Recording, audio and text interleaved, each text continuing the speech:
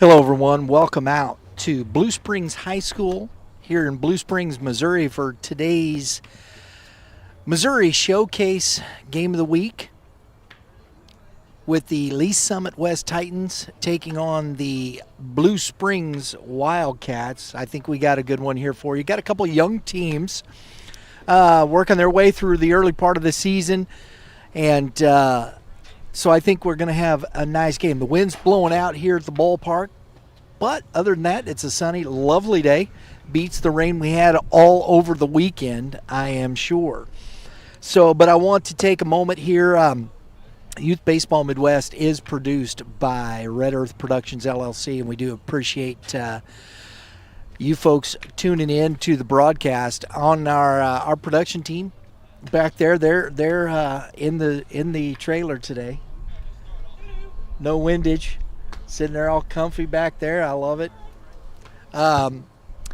It's funny. I was talking. My dog. We pulled in the parking lot yesterday. We did a podcast here at the high school, and I was like, "Hey, this does look familiar." And yes, my daughter, her senior year of high school, we came here for a band competition many moons ago. I was like, "Yep, I remember this place." They have one of the largest bands, high school bands I've ever seen in my life. It's a dandy, and they got their own practice field over here with that. It looks like a college campus. They got two trailers. It's amazing. So, but Lauren be taking care of the pictures for you. She is our camera operator and working her way through that. I got my crack engineer, Drew. He's taking care of the scoring today, right, Drew? Graphics. Yep. We got a good team back there. We appreciate everybody joining us here on Youth Baseball Midwest for today's action. We want to get started talking about these two teams today. We have the Lee Summit West Titans head coach Jay Meyer.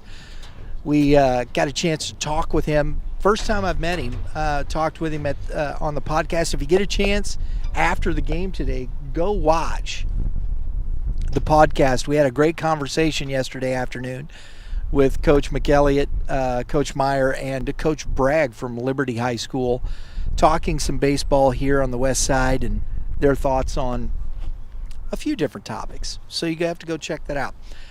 Lee Summit West is currently 5-5 on the season. They've lost 4 out of their last 5 though, and in those 5 games they've scored in the 4 losses they've only scored 4 runs. They've scored 6 in the victory. So it'll be interesting to see how this offense does today. Coming up here, we've also on the mound, we're looking at the young lefty, as the coach put it, crafty lefty. Spoke with Mr. Jake Riggin just a moment ago before the game. His last outing wasn't all that bad. He went 5 1/3 innings. He gave up 5 hits, 5 earned runs on 5 strikeouts, but he only gave up 1 run through the 6th inning. He was 5 1/3, and that kind of got away from him. So it'll be interesting to see where that goes today, how far he can get through the through this lineup. The Lee Summit Titans, we're going to talk a little bit here about some of these kids. Let me get to I got to scroll. That's what it was. I have to remember where I'm at. We've got some kids to look at here. The one that really I think is going to, I'm very interested in watching play is Jackson Aiken, the young man going to Oklahoma. Tyler Wood, who is a Tennessee commit and pitcher, big time right-handed pitcher. He is according to Prep Baseball, the top arm in the state. He's going to be playing center field. We're not going to see him on the mound today, but seeing him in center field will be interesting. He is swinging the bat well for this team early in the season, so that'll be interesting to see what gives and how that goes. But there's a lot of questions coaches are working through, and we're going to hear from Coach Meyer here in just a short minute. We did an interview prior to the game and asked him some questions about the team. But first and foremost, we got a little history here We always like to do this. Our historian, Brett Crumbaugh, does a great job looking up some information. We got a quick little history piece here for the Lee Summit West Titans. Go ahead and roll that, Drew. Welcome to this broadcast of Lee Summit West High School versus Blue Springs High School, brought to you by Youth Baseball Midwest. Today, we're excited to introduce you to a program that's hoping to make a lot of waves in Missouri high school baseball, Lee Summit West High School. Located in Lee Summit, Missouri, the Titans have built a proud tradition of excellence on the diamond. Competing in Class 6 of the Missouri State High School Activities Association, the Titans have consistently proven themselves to be a tough matchup on the baseball field. They've earned impressive finishes in state championships, including a third-place finish in Class 5 in 2016 and a second-place finish in Class 3 in 2006. Whether you're a fan of Missouri high school sports or cheering on the Titans, you'll want to keep your eyes and ears peeled on Youth Baseball Midwest as we bring you this exciting matchup between Lee Summit West High School and Blue Springs High School.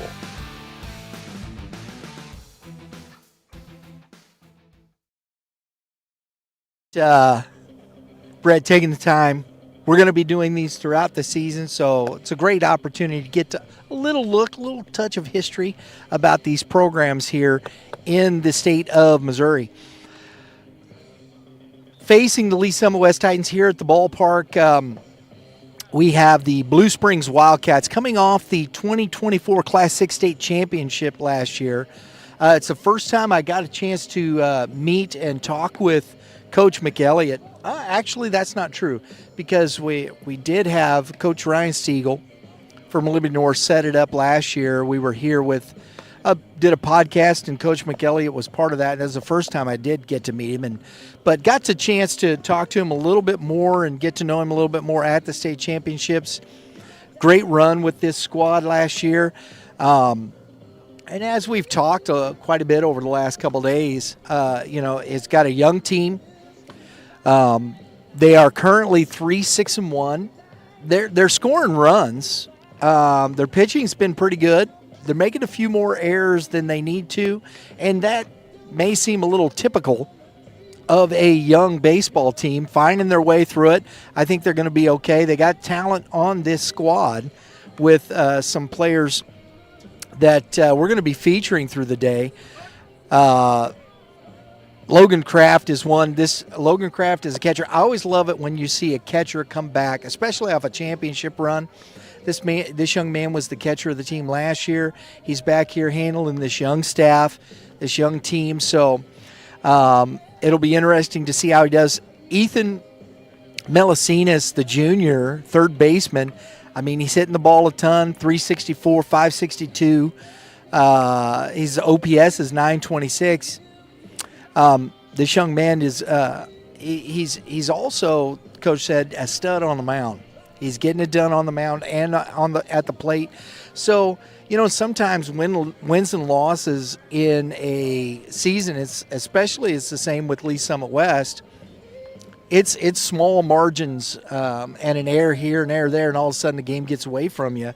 And that's just learning how to play at the varsity level in the competitive state of Missouri at the Class 6 level. I mean, it's just tough. So we're looking forward to seeing both of these teams here. Blue Springs is in a similar scenario. They've only had 2 wins in their last 5 games. And so, we're in one of those places where it looks like this is what you see. Who's going to come out? Who's going to take that next step? We're going to see a close game. And I tell you what, these pitchers are going to have to keep the ball down because that wind is blowing straight out to left field. And you get anything up in this wind, especially high, it's going to carry a long way today, folks. So we may see some home runs. We may see some high scoring.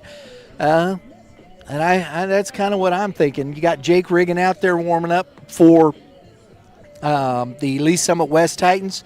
You got Cohen Kelsey warming up for the Blue Springs Wildcats. And we got a history piece here on these Blue Springs Wildcats. Just as we said, champions in 2024, and they won a championship a few years ago. It's been quite a few, actually. So, Drew, why don't you run that one, buddy? Welcome to this broadcast of Blue Springs High School versus Lee Summit High School, brought to you by Youth Baseball Midwest. During this broadcast, we're shining the spotlight on one of Missouri's toughest baseball programs, Blue Springs High School. Located in Blue Springs, Missouri, the Wildcats have built a reputation as a powerhouse in high school baseball. Competing in Class 6 of the Missouri State High School Activities Association, Blue Springs has been dominant on the baseball field, most recently capturing the 2024 Class 6 championship under the leadership of head coach Tim Mc Elligott. This recent championship victory adds to their storied history, which includes a Class 4 championship in 2007 under then head coach Brad Mayfield. Blue Springs has worked diligently to build a culture of winning and will surely seek to bring yet another championship to their community in 2025. Blue Springs has consistently proven they have what it takes to compete at the highest level. Keep your eyes and ears peeled on Youth Baseball Midwest as we bring you this exciting matchup between Blue Springs High School and Lee Summit West High School.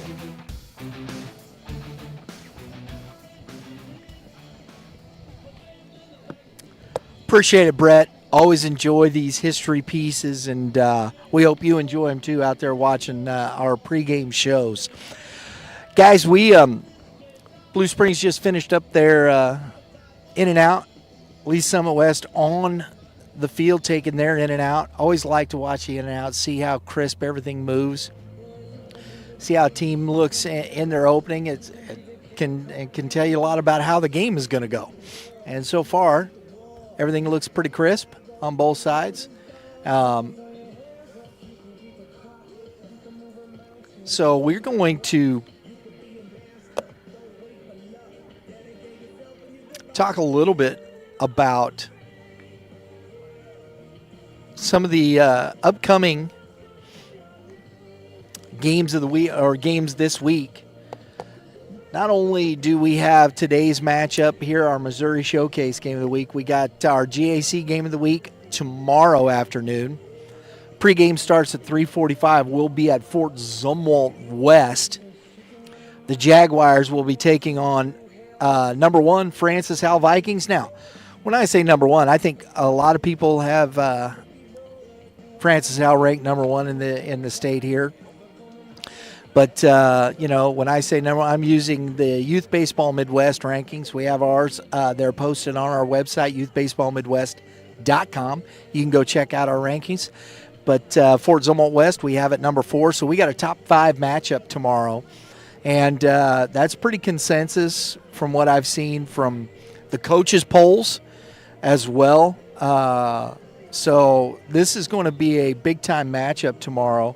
Should see a couple of big-time arms. I think we may see Dalen Curtis taking on Brendan Pyle in that game. Those lineups are loaded, so I'm looking forward to that. Then on Wednesday, new this year, we have our St. Louis Suburban game of the week. We got 4 games in the St. Louis Suburban this year, and we got a dandy starting off on Wednesday at 4 o'clock. Actually, is a 4:15 start again. Pre-game's at 3:45. We've got Lafayette visiting Eureka. And I think, though, from what I saw, it looks like we will be at Lafayette High School. All the rain, Eureka sits down in a valley there off of 109. And I would imagine there was some flooding. And we saw today that the game was moved. Both games this week were moved to Lafayette High School. So looks like we'll be at Lafayette High School on Wednesday. Lafayette finishing off a great run last year, losing to these Blue Springs Wildcats in the championship game. Last year finishing second, so looking forward to that. Michael Callahan leading that team. You got Eureka with a lot of talent Again, these are two top 15 teams. Eureka, I believe I got them. Hang on, you know what? I'm going to look it up. Ain't no sense in guessing. I can't remember. No sense in guessing, folks, when you can see it with your own eyeballs. There we go, and we're going to pull that up. You can go to our high school baseball page and see our Class 6 rankings right there.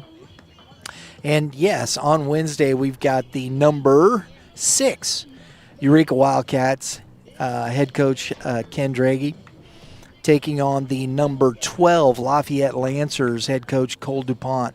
So I'm looking forward. That's a St. Louis Suburban Yellow Conference game, and I'm looking forward to that one. That's always been a good rivalry matchup between those two teams, and I think that's going to be a lot of fun. Then over the weekend, man, it doesn't stop this week. This is quite the opening week for us. We're going to be with Game 7 Baseball. Game 7 Baseball is a youth tournament organization that spans from Tennessee up through Missouri. And this weekend, we're going to be at the 42 Classic. It is will be held at Edwardsville, Illinois, at Plummer Family Park. And we always live stream the 14U games on Sunday afternoon. And we got some really good 14U teams in this tournament. So I'm very pleased and looking forward to seeing these teams. I believe, let me see, is it? Nope. We're going to see some folks from Illinois, Wood River, Millstadt, Springfield, Illinois, Mascoutah. Always like that one, Mascoutah, Illinois. And then we got a team coming all the way over from Effingham, Illinois, Chatham, Illinois. And then coming up, love to see this. Get our first chance to look at the Mineral Area Athletics out of Farmington, Missouri. That's a really good baseball team. St. Louis Legacy, 14U. I believe that's Coach Seibel. So we got some good stuff in the elementary, middle school, high school all week. Looking forward to it. Make sure you are subscribed to Youth Baseball Midwest. Hit that subscribe button down there. Hit that dinger next to it. It gets you notifications. It's not a home run, right, Drew? It's not a home run. But it does get you episode notifications for upcoming baseball games like this, live stream games, our podcast episodes. We got some great podcasts. We're rolling our player spotlights. We got a young man that we did a player spotlight in the wintertime, over the winter. Interviewed the man there at shortstop going to Oklahoma University, and that is Jackson Aiken. Really enjoyed that conversation with him, and so you can check that out, our player spotlights. Right now we're going to move to our lineups. We ready to go back there for the lineups, guys?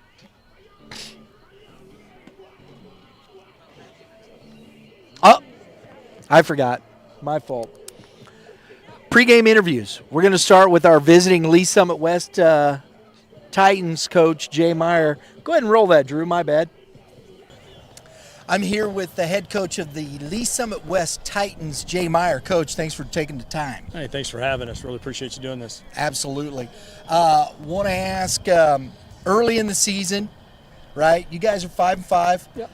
No panic, right? No, not at all. It's so hard in high school baseball where you kind of go with everything, but when turnover, a couple everyday guys. We had a really good squad last year. 90% of the guys out there on the field are either JV, up and coming, or guys that platooned or were backups. So you got to start all over, and with our tough schedule, and it was really nice for everybody having a lot. But yeah, Sure. We're still figuring some things out, and I like the direction we're going right now. Very good. You've got on the mound for us, Jake Regan. Yeah, Jake. Talk a little bit about Jake. Jake's a nice little left-hander. One of the things I really like about Jake is he's got that traditional 12-6 curve you don't really see as much with guys. He's a hard worker. He's got kind of that, you want to call it the sneaky fast. He sits right in the mid-80s. He can run it up there a little higher than that.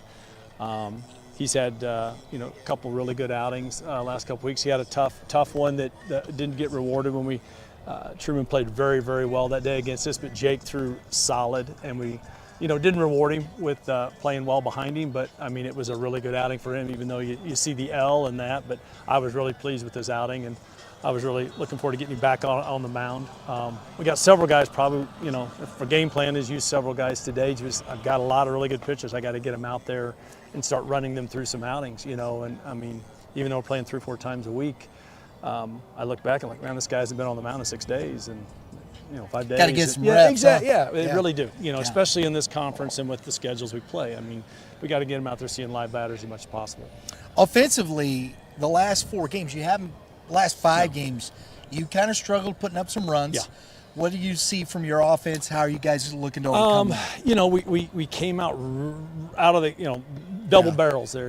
We had the really good doubleheader series against Rockhurst and Grain Valley out there.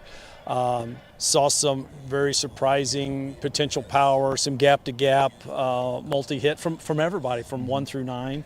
It carried over that next doubleheader against Park Hill, and then we played the tough one there against Bragg, and then we hit a tough wall against the Kearney, Nebraska team, which was really solid, and just didn't do much against Blue South. I actually didn't do anything against Blue South, and Truman threw. I mean. So, it's one of those things where one of the things is you don't want things going too well, too fast, too good.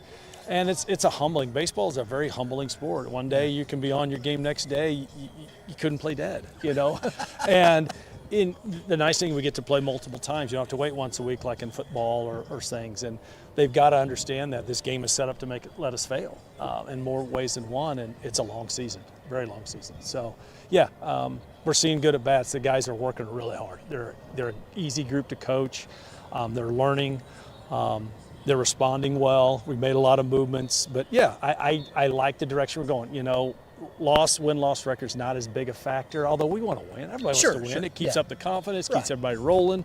But, I mean, it just can't happen. Every season has a good, bad, and ugly part of the season, And, try and stay away from the bad, avoid the ugly, and ride that good, So that's what we're trying to really do, And it's 1/3 of the way of the season. 10 games, we got a 36-game schedule, so before playoffs. So. There you go. Coach, thanks for taking the time. Thank you. Appreciate it. Thank you. Thanks for having us. Welcome back out to Wildcat Stadium, folks. We've got the umpires out doing it. We got a chance to talk with Coach Mc Elligott just as well. Drew, why don't you go ahead and roll that, and then we're going to get to the starting lineups. Hey, folks, welcome out to Blue Springs High School for tonight's ball game. I'm talking with head coach of the Blue Springs Wildcats, Tim Mc Elligott. Coach, early in the season, still working through some things. What have you seen out of your young team? No quit. We've made some mistakes, some big mistakes. We've learned from it.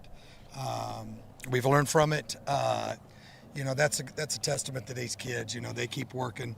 We're close. I think once it finally pops, a little more confidence, we'll be right where we need to be. So who we got on the mound today? Number 13, Cohen Kelsey, senior. He's threw 3 innings for us last year. He's the only one back. Had a couple big starts for us. Beat a real good South Dakota team. Mixes it up well. Real good curveball. Can sneak the fastball by him when the curveball's on. There you go. Hey, you got to love that, right? Yes. Mix it up. Sometimes you watch guys pitch backwards. It's an art form, isn't it? Yeah, and he does a real good job of that. Yeah.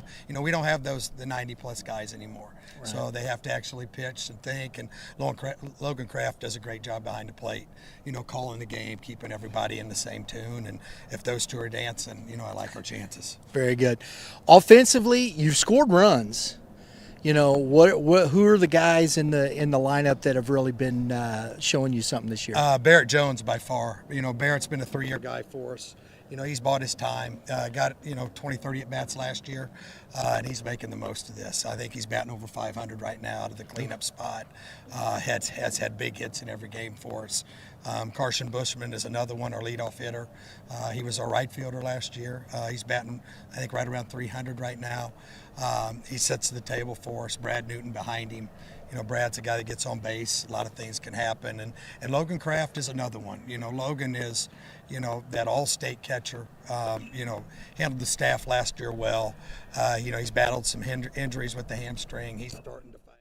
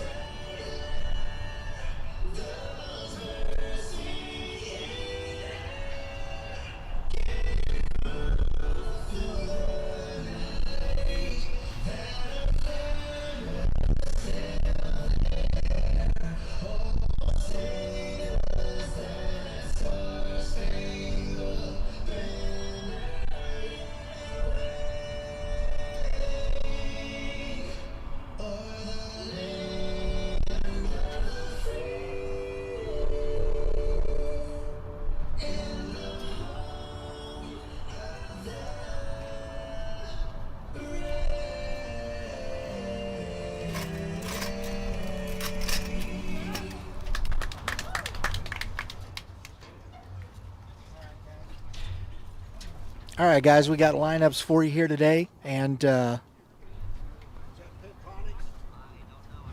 we've got for the Lee Summit West Titans, we are number 8 leading off is Drew Grauberger playing center field. In the 2-hole, playing second base, number 18 Aiden Kratzberger. Playing shortstop, number 23 Jackson Aiken. In the 4-hole. At third base, Dawson Edwards, number 15.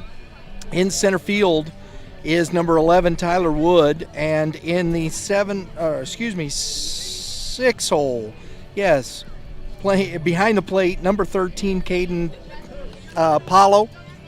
In the 7-hole, in left field, number 10, Hayden Sharp. In the 8-hole, the DH, number 22, Cole Reckert. In the 9-hole, at first base, number 19, Rocco Rollins. And for the Blue Springs Wildcats, we got some defense set up out there for you right there. In center field is Carson Bushman. In right field is Barrett Jones. In left field, Brad Newton. At shortstop, Fields Flourish. At second base, we have Jordan Peck. At first base is Braden Gant.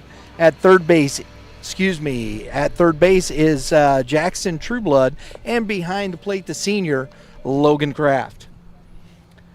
Looking forward to today's game here, folks, and we get first pitch going here.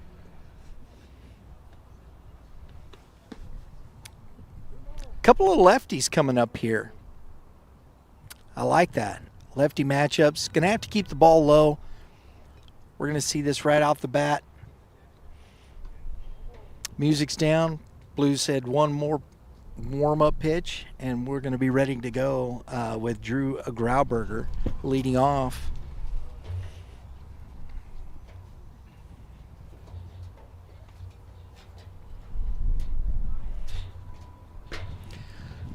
Leading off the Titans, their right fielder, number 8, Drew Grauberger. Grauberger has been, he's a two-sport guy. His on-base percentage, .457, so that's a leadoff on-base percentage. I love to see that. He does have a home run and 4 doubles, so he can, I'm sorry, I was reading the wrong one there. That's Aiden Kratzberger behind him. He's got the home run with 4 doubles. So this young man, though, has got a nice on-base percentage. We'll see if he gets this team ready to go.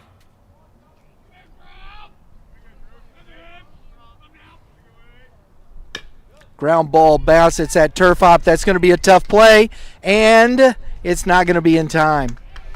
That's one of those turf bounces that is just brutal on the infield, and you just got to wait for it to come down. So the leadoff man aboard, Drew Grauberger, with an infield single.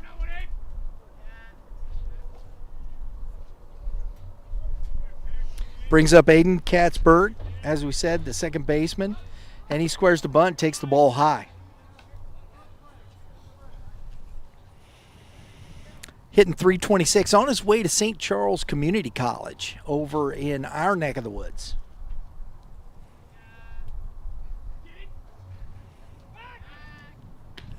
That's a short lead. That's just a courtesy throw. Hopefully the wind will slow down for us here a bit. One can only hope. That ball's outside. It's 2-0 to Katzberg.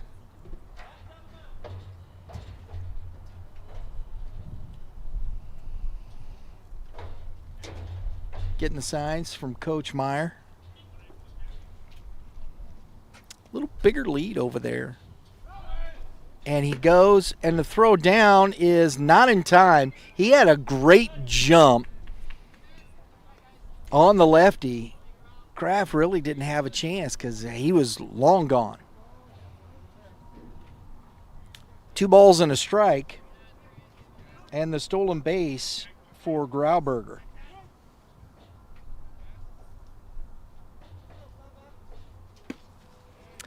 And that's strike number 2. So 2-2 now. Runner in scoring position, nobody out. Jackson Aiken on deck.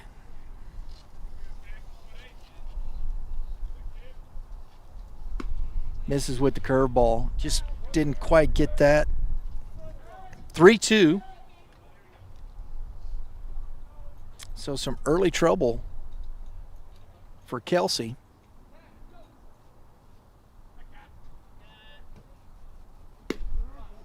And he misses. Ball 4. So an infield single and a walk.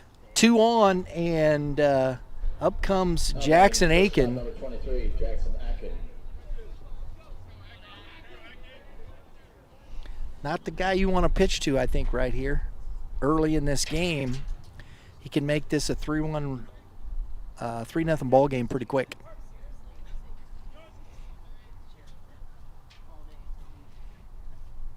Curveball misses out.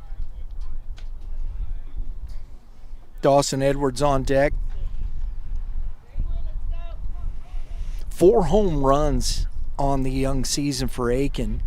9 RBIs already.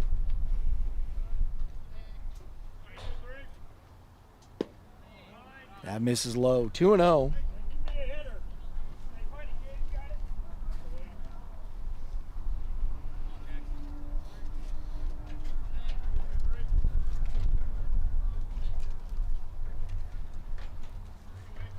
Kelsey struggling early to find that curveball command, and a fastball is going to be foul out of play.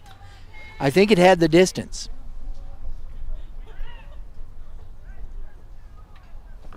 Two balls and a strike.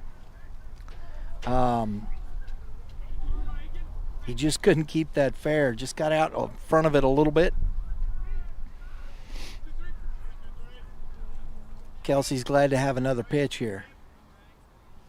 Fastball. Popped him up to the right fielder. Makes the catch. And gets Aiken to fly out to the right fielder for out number 1.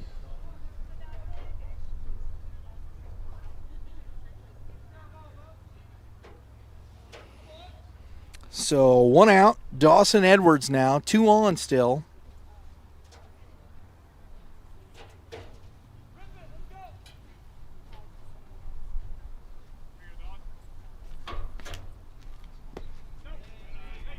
This young man is hitting .524 on the young season. 2 home runs, 9 RBIs, so it doesn't get any easier here for Cohen Kelsey. And a fastball is driven into left field and looks in, it's down. Throw comes in to the third baseman, cut off, and an RBI single for Dawson Edwards gets the Titans on the board here in the top of the first inning. Center fielder number 11, Tyler Wood.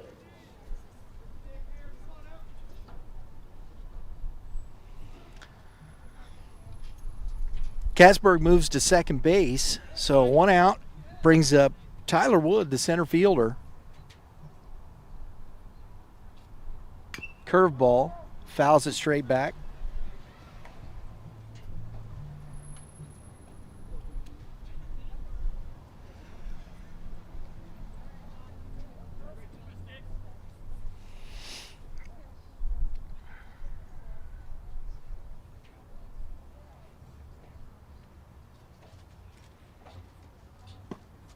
Misses in, 1-1.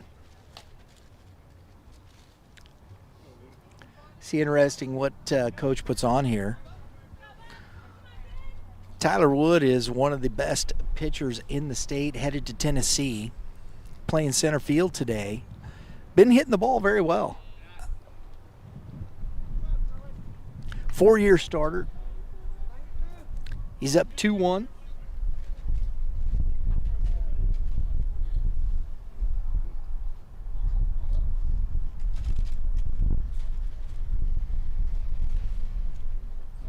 Oh, great pick. He got him. Oh, and he dropped the ball. And he's going to be safe. Those are some of the things that Coach Mc Elligott has talked to us about over the last couple days, where his team is at. This young team, they had the pick, but dropped the ball on the pickle, and the runner gets into third safely. So now second and third, one out, 2 balls and a strike to Wood. And a ground ball back up the middle, past a diving second baseman, and that's going to plate 2. And the ball gets away from the cutoff man, but the throw is there and in time to cut down Wood trying to advance. Nice play by the cutoff man there, the third baseman, Melicinas. But not before 2 more runs score, and the Titans take a 3-0 lead.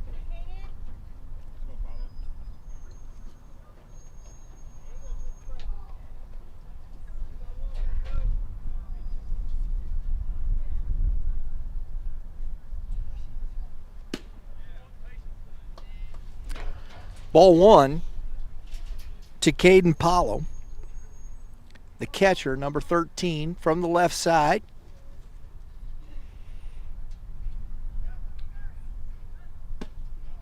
That's 2-0.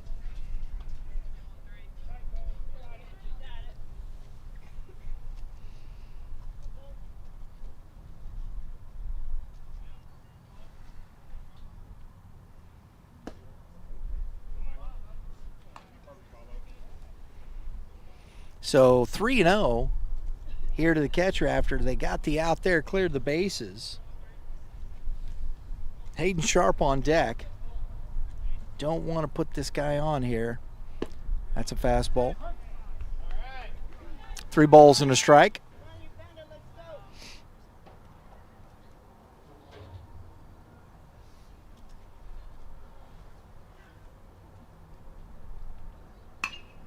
Popped up. Is it going to stay fair and out of play? 3-2.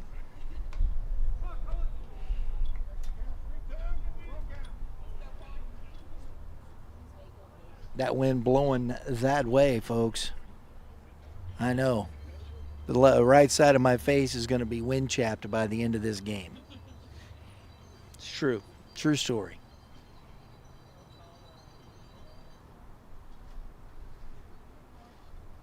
And that's outside for ball 4.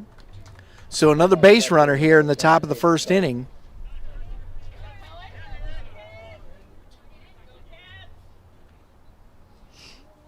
Hayden Sharp, the left fielder. Number 1, Kendon Owen is courtesy runner.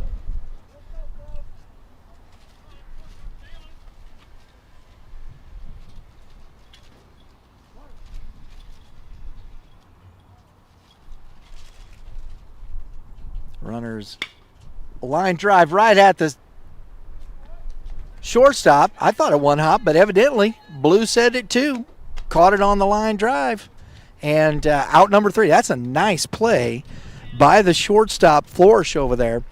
We're going to the bottom of the first inning score, 3-0 Titans.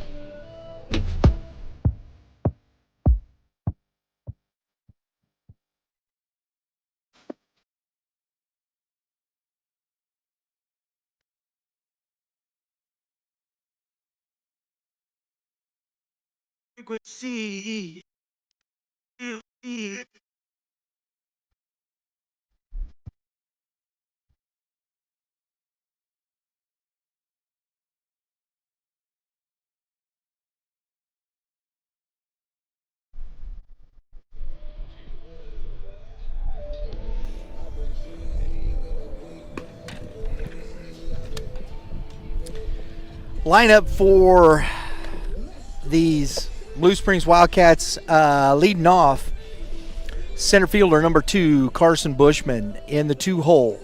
The left fielder number 11, Brad Newton, in the 3-hole.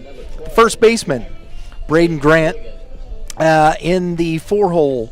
Playing right field, number 7, Barrett Jones. The the DH today, number 18, Ethan Melisinas. And in the 6 hole, number 3, Logan Kraft behind the plate. In the 7 hole, number 15 playing third base is Jackson Trueblood. In the 8 hole, the shortstop, number 8, Fields Flourish. And in the 9 hole, number 10, Jordan Peck. Defensively, for these Titans, you've got Hayden Sharp in left field, Tyler Wood in center, Drew Grauberger in right field. As Bushman steps in, we'll finish up the defensive setup. And that's ball 1. At third base,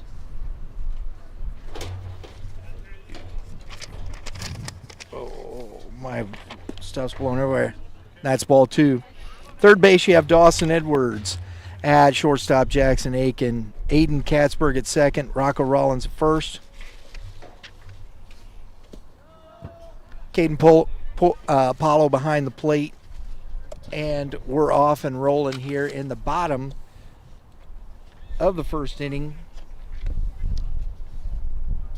with the 3-0 count.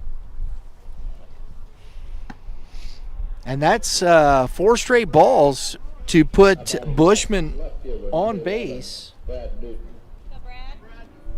Leadoff walk.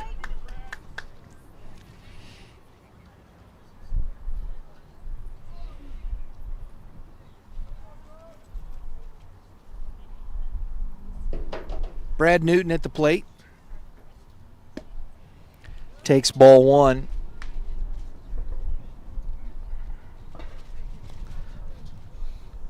Short lead at first.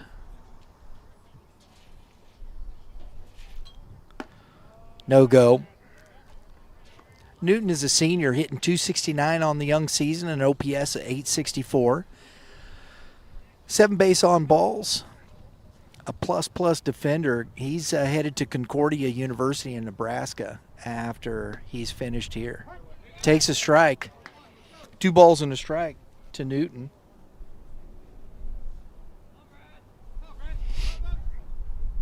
Braden Gant on deck.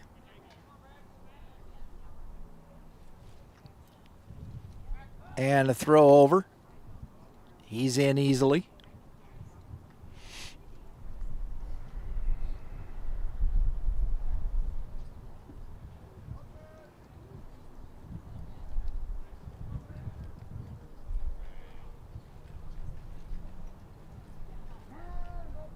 We got time called.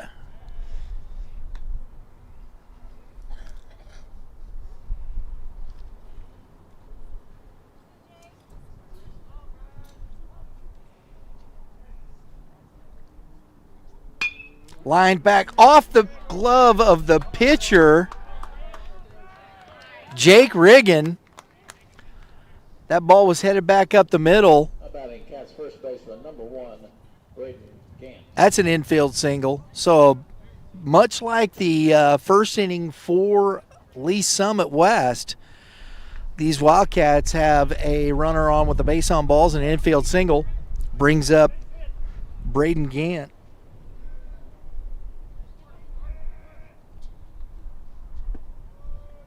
Takes ball 1 into the dirt. Gant, a junior, first baseman, .995 OPS, 3 extra base hits. He's got 4 base on balls, only 2 Ks in 10 games. This young man, he's hard to get out. That's what that tells me right there. That's a strike at the knees. Good pitch.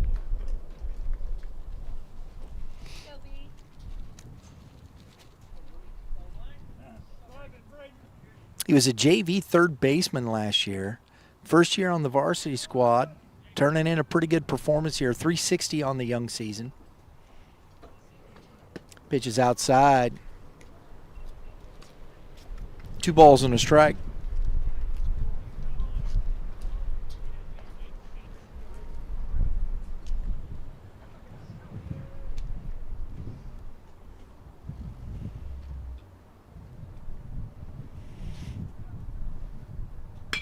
Lined back up the middle and down for a single, and Coach Mc Elligott holds up the runner at third. So 2 singles and a base on balls. The bases are loaded for the 4-hitter, Barrett Jones.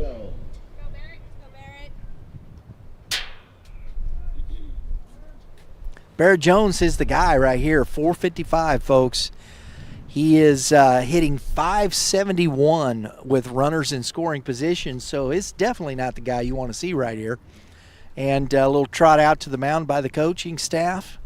Talk to Riggin. No outs.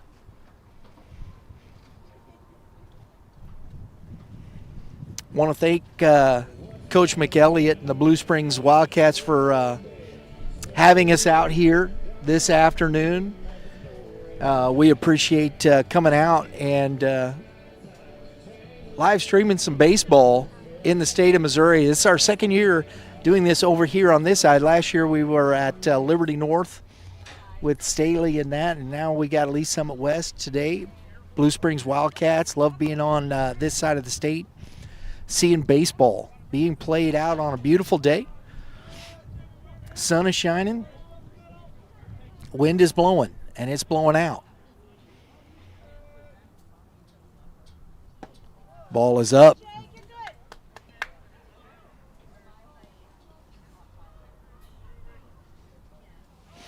Base on balls, 2 singles, bases loaded.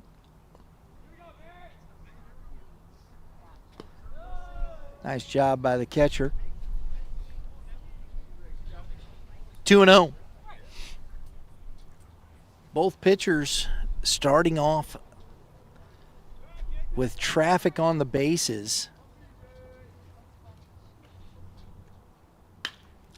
That's fouled back out of play. Good fastball. Got on him pretty quickly. Both these pitchers working off their curveball. They kind of pitch backwards. So you're going to see the curveball featured, and then they're going to try and pump that fastball by you. Ooh, that's a tough pitch. That looked pretty good right at the belt. Blue said otherwise.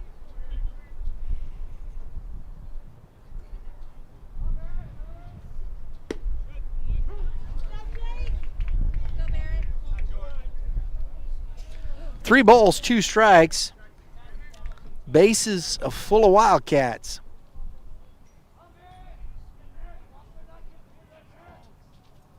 Fastball through the hole, past the shortstop, and coach is going to hold the runner. That's a good decision. Got to it, left fielder got to it quickly out there. Sharp did, but that's an RBI single for Barrett Jones.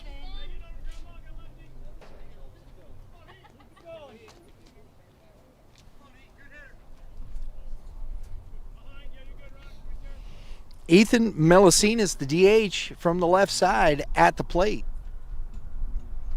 Curveball's outside.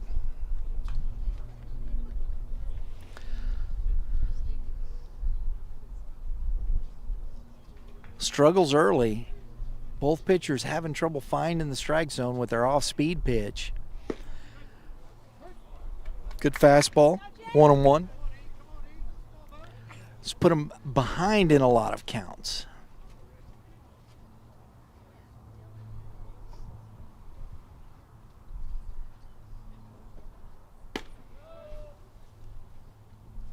Two balls and a strike now. Melisinas, another junior. As we talked about, a young team here.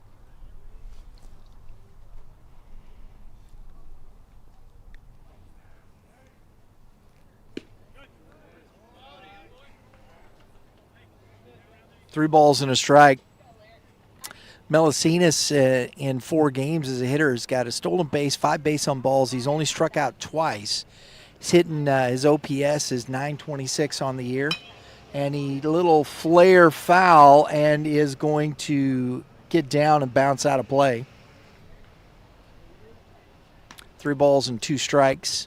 Another full count for Riggin. A lot of pitches here early in this game for both guys. A lot of full counts. That's not a recipe for getting deep into games. Good fastball. Off speed and couldn't catch up. Number 3, Logan Kraft. Out number 1. That's a big out for Riggin here.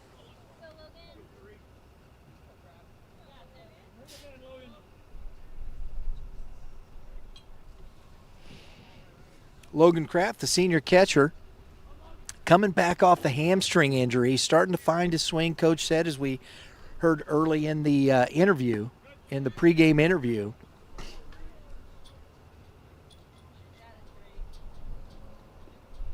Strike one. If you don't have your lower half, it's hard, especially as a catcher trying to work through that injury. Curveball, big sweeping 12-6. 0-2 to Kraft now.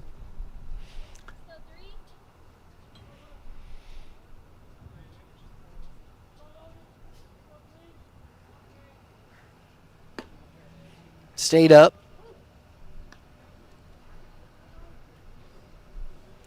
One ball, two strikes.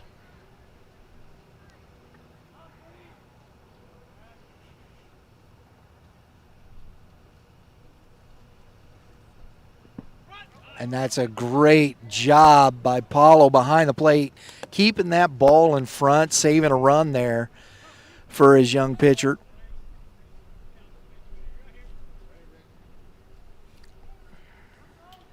Actually, he's a senior.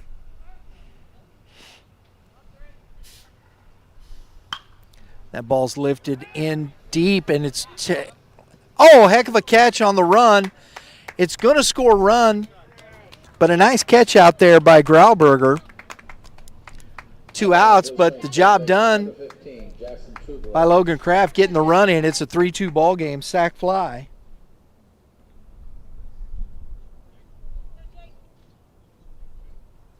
First and third, 2 outs. Jackson Trueblood.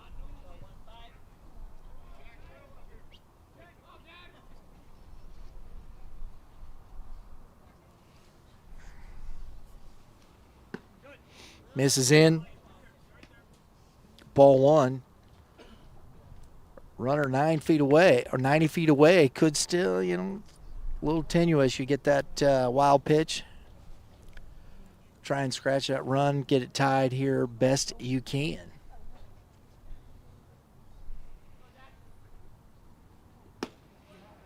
Ball stayed up. 2-0. Be interesting to see if Coach Mc Elligott, I don't know, tries to steal a run, gets that runner going to second base. No movement. Ball is fouled back straight out of play. Didn't hit a car, which is good. 1 ball, 2 strikes. Only hit the pavement. You hear that loud thud, everybody goes, ooh.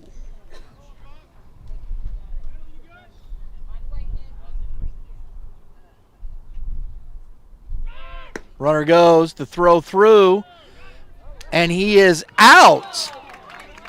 I'm not quite sure. I think Blue missed. I don't know, though. I'm that far away. We're going to top of the second inning. Wildcats scratch 2 more. It's 3-2 Titans. It's gonna be a good one. It's gonna be a good one.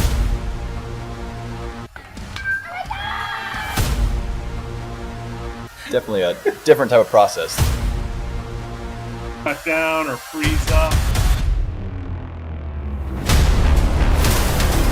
Being a coach's son. Jackson, of course, they keep retooling. One stolen base, a hit by pitch. Oh my goodness.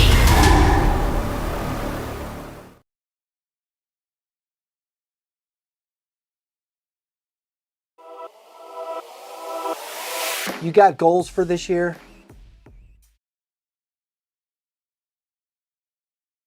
I'd like to be a more consistent hitter, more like sophomore year. And I mean, I like to just have a little bit more fun and play with a little bit more passion. and try to be a leader of the team this year since I'm a senior and try to hopefully win the state title. So.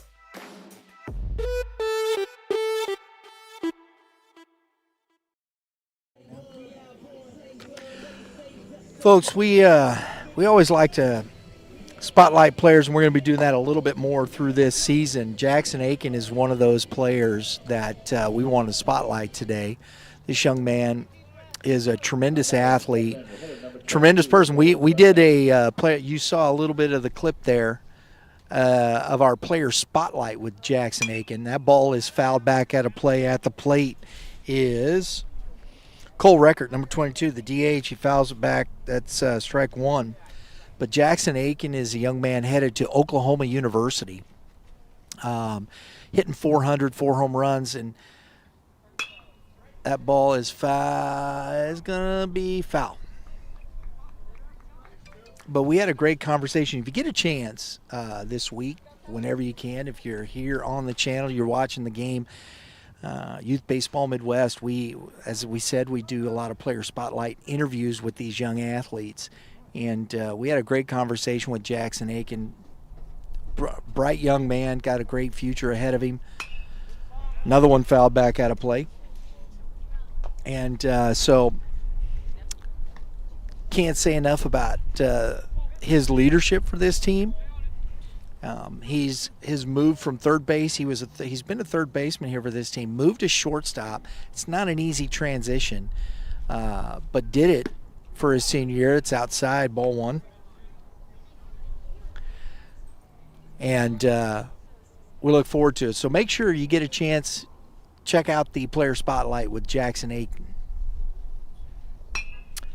Little curveball hung up there. Couldn't quite keep it fair. 1 ball, 2 strikes. Good at bat here by the young man, Cole Record.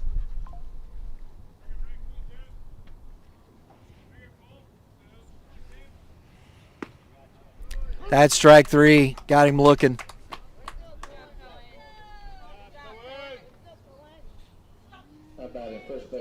Be interesting to see. Now, that's a much better start to this inning than he had the first. Got the K looking. Record was battling, but much better start. We'll see if he settles in here. Rocco Rollins, the first baseman.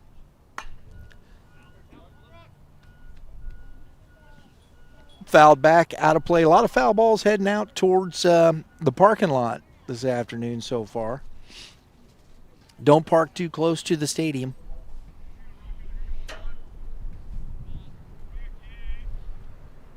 Curveball grounded back to Kelsey. Steps and fires over for out number 2. How about in right fielder, number 8, Drew Grauberger.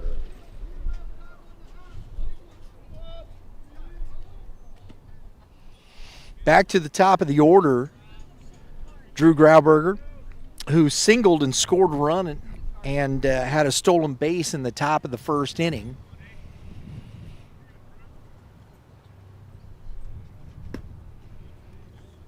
Ball 1.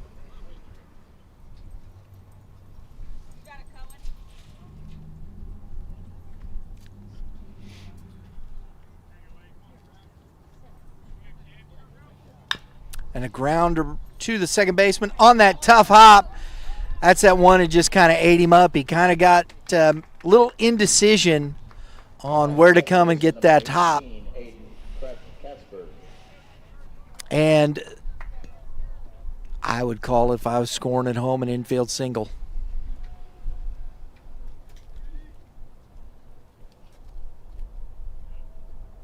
But since I am not the official scorekeeper, folks, it really doesn't matter. But he's on, and that ball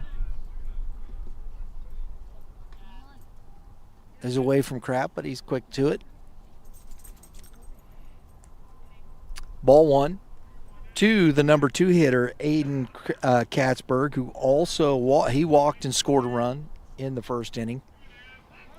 Throw over. Nice job by the first baseman over there again to not let that ball get away from him.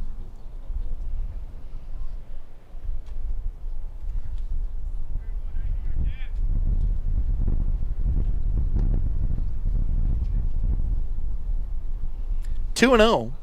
Still struggling to kind of locate. He went after the first two hitters with a lot of fastballs. He's still struggling to locate that curveball in the strike zone consistently. Fastball.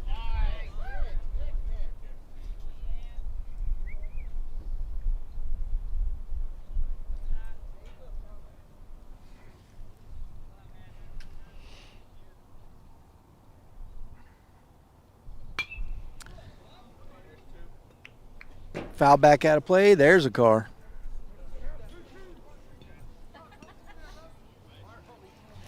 Parked a little too close. 2 balls, 2 strikes. Short lead at first.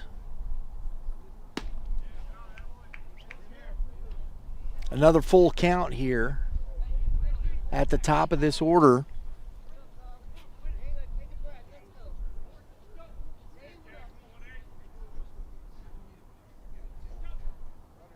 Runner goes. Hard shot to the third baseman. Up with it. Nice play over there from Trueblood. And we're going to the bottom of the second inning with the score 3-2 Titans.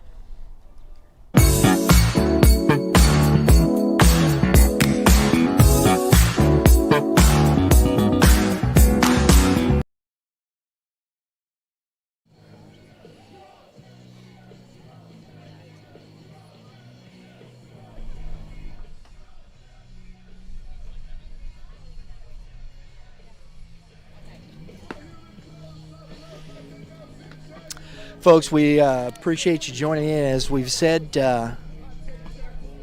Youth Baseball Midwest is a production of Red Earth Productions, LLC. If you're looking for some video production for your business or your baseball team, whatever the case may be, please give us a call. You can go to our website, redearthprod.com. That is www.redearthprod.com.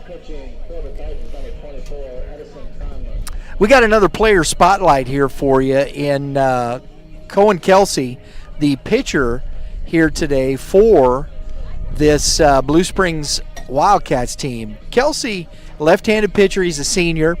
He's got 14 innings pitched so far. I know he's struggled a little bit here, but a 2.44 ERA is very good. Only a 250 batting average against in 4 starts, which is very good. He's been, as Coach put it, he's been the ace of the staff so far as a senior, and he works very hard for this team.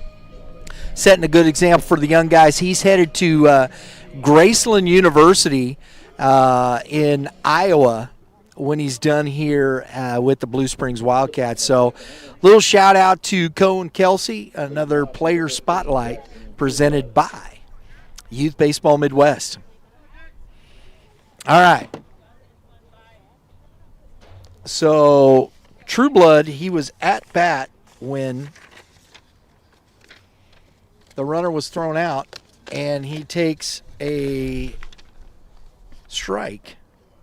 I don't know if he called that on the swing or whatnot. And we have a new pitcher on the mound. I didn't see who that was. Number 24, it looks like. We'll get that to you here in just a moment.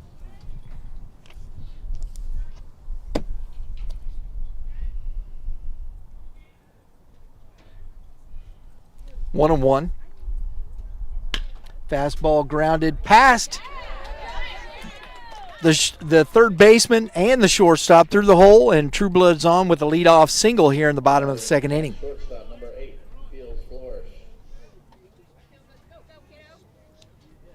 Fields Flourish, the shortstop, coming up to the plate now.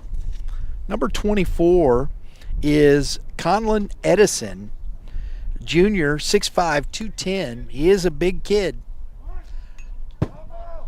Bunt is fouled back to the screen.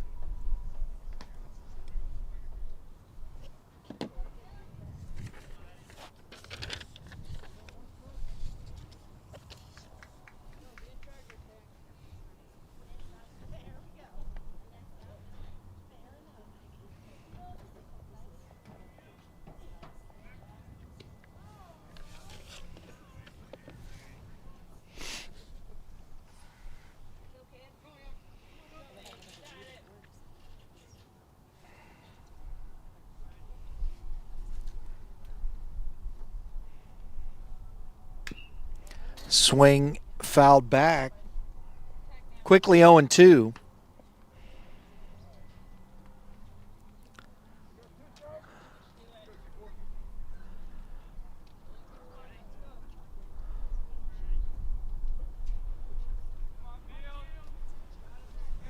Fields a sophomore playing shortstop.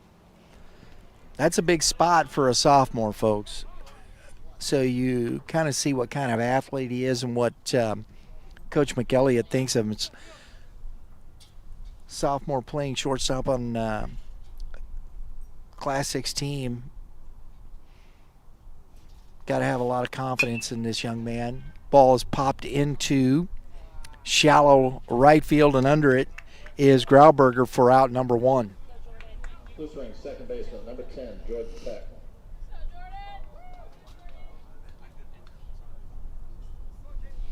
Runner first, 1 out now. Number 9 hole hitter Jordan Peck comes to the plate. Conlon on the mound. Big right-hander. That's a balk. I thought I heard him call time, but he didn't grant it. So you can't stop. Throw the baseball. That's a balk. Absolutely. Everybody heard something, but he didn't grant it. It was too late when he called it out. He was already moving. That's as a pitcher. It's tough sometimes, young man like that. But you can't assume anything, and that's the right call there.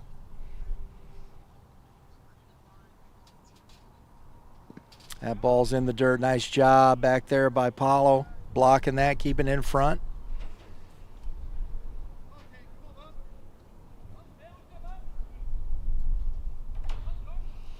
Trueblood up to second base on the balk.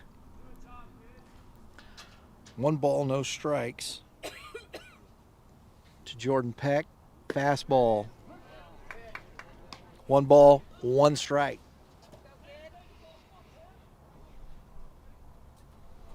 So Riggin only lasted 1 inning.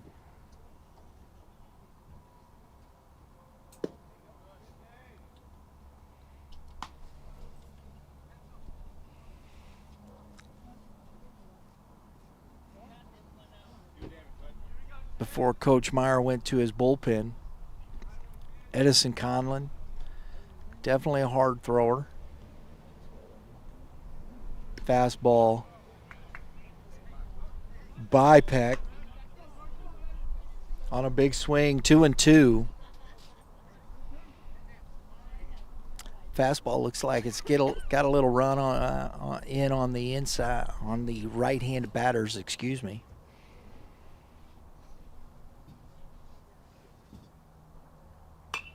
Another one got in on his hands.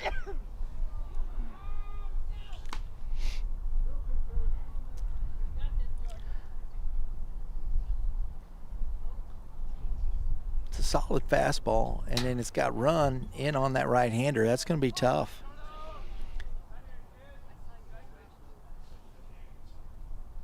Another one. Oh, nice job. Paulo throws down, and he's safe.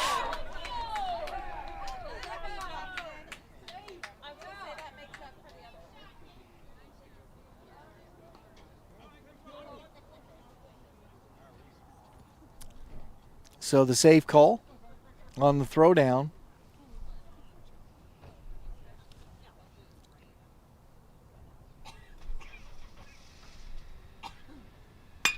Ground ball is through the hole. Trueblood is being held at third base. Throw goes through, but the runner does not advance. So Peck, a 1-out single, first and third now. Back to the top of the order.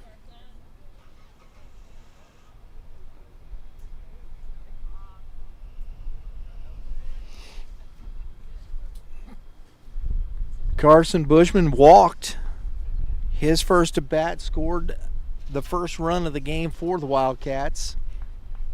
Got a chance here to plate a run.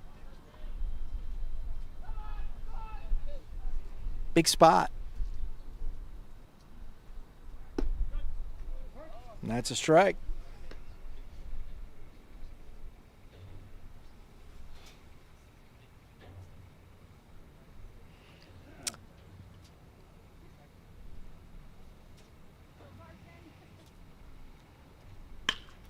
That ball is in the gap and down. Right fielder Grauberger picks it up. The throw into third, not in time. Going first to third is Jordan Peck, and the RBI single from Carson Bushman ties the ball game here at 3-3.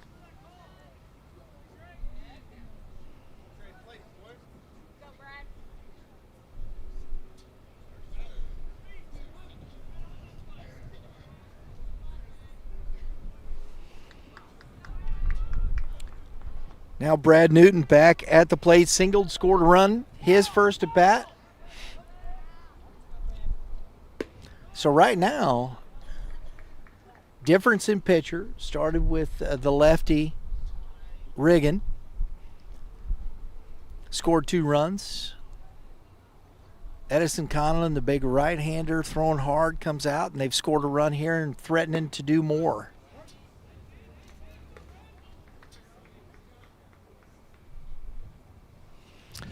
One ball, one strike to Newton.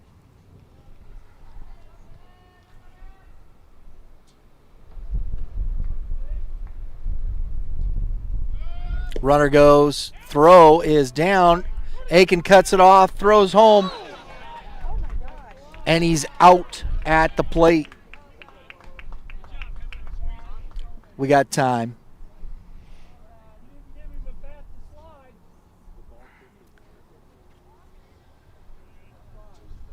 And he's got a little peck is on the ground, shoulder.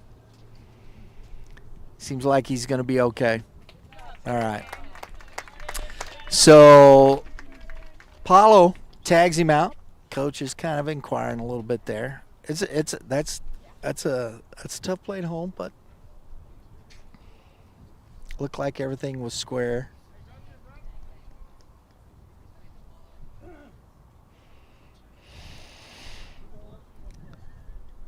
So Peck, the stolen base for Bushman, his second on the game. But Peck is thrown out trying to come home.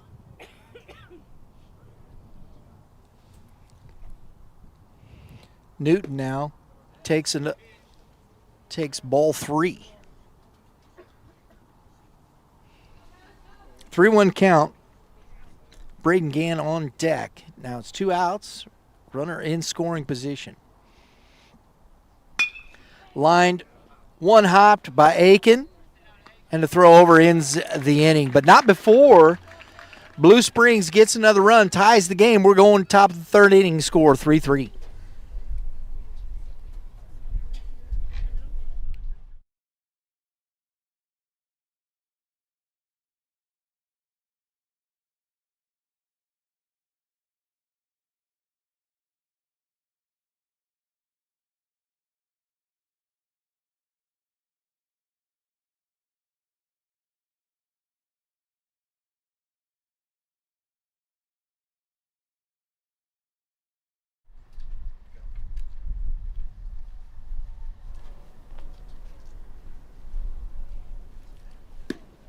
Folks, tomorrow afternoon we will be back in St. Charles County. We'll be at Fort Zumwalt West High School for number 1, Francis Howell, visiting number 4, Fort Zumwalt West, in our opener of the GAC Game of the Week. That should be a dandy. Probables, I would imagine, there's Dylan Curtis, the big right-hander, heading to Mizzou, taking on Brendan Pyle, the Loyola Marymount commit. That should be a dandy, man. Those games are always good. Close ball games, good pitching, good hitting. We're looking forward to it. So make sure you tune in tomorrow. Pregame, 3:45, first pitch, 4:15 at Fort Zumwalt West. Hit the subscribe button here to get your notifications. Hit the dinger next to it here on Youth Baseball Midwest. Stepping in now at the plate is number 3 hitter, the shortstop, Jackson Aiken. Ooh.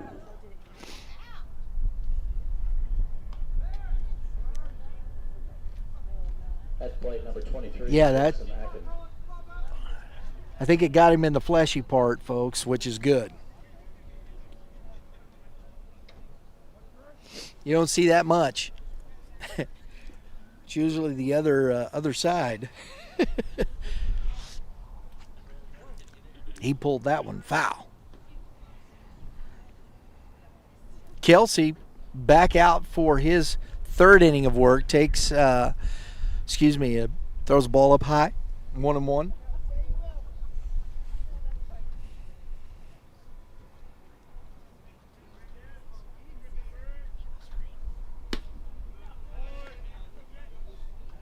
Two balls and a strike to Aiken. Got to be careful. Got this game back tied. Don't want to give him too much here. Fastball lays off. 3 balls and 1 strike.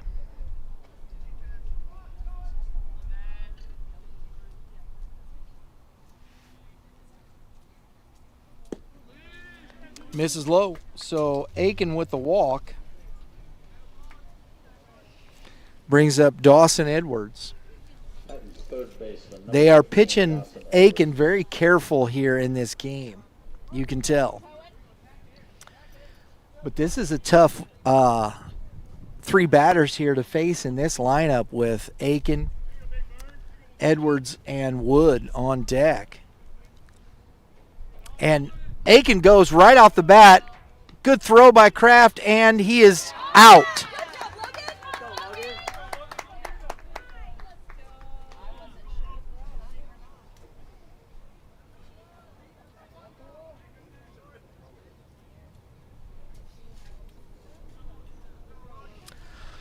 So the tag applied. Aiken caught stealing for out number 1. And it is ball 2 to Dawson Edwards, who singled, had an RBI, scored a run in the first inning.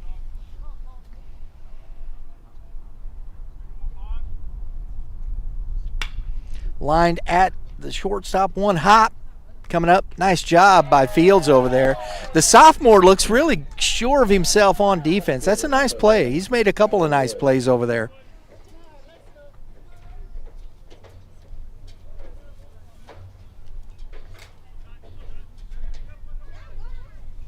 Out number 2, Tyler Wood steps in, singled, 2 RBIs, got thrown out trying to advance on the throw-in from the outfield.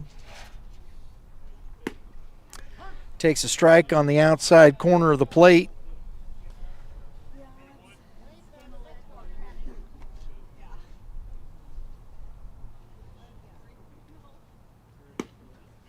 That's a ball.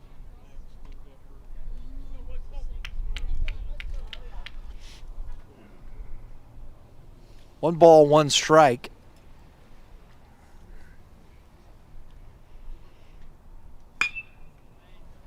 And that ball is caught by the second baseman. A 1-2-3 inning for Cohen Kelsey. The first here today. So we're going to the bottom of the third inning. Score 3-3.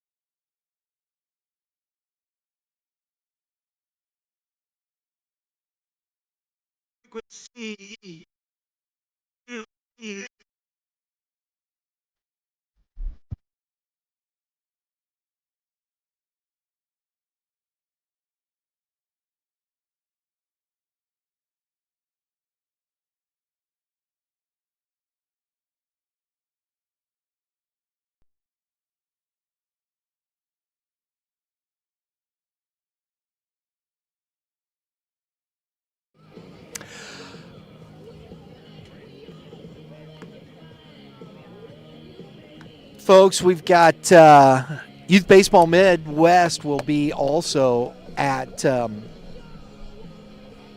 Lafayette High School for our St. Louis Suburban Game of the Week. Yes, no?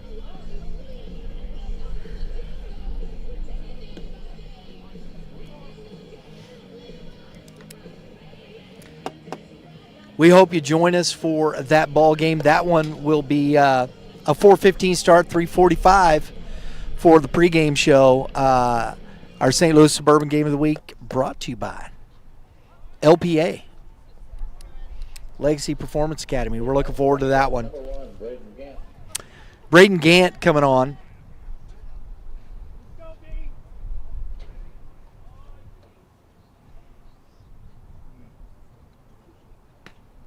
Takes a ball high. Edison Conlon back out for his second inning of work.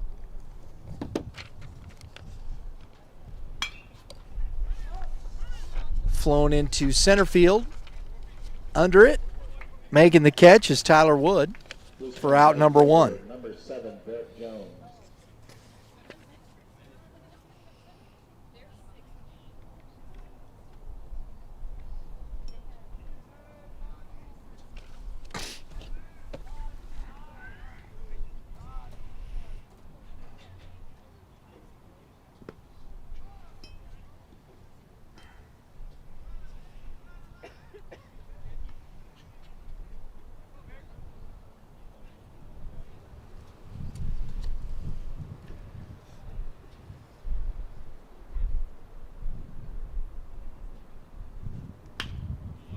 That ball is fouled. Out of play. 1-1 to Barrett Jones.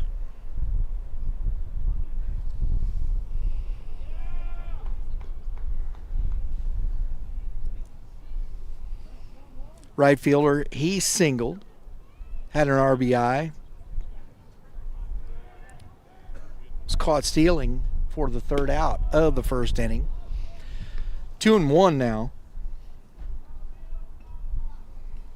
On deck is Ethan Melisinas. Popped up, foul back out of play. I'm waiting for the sound of a car. Oh, pavement.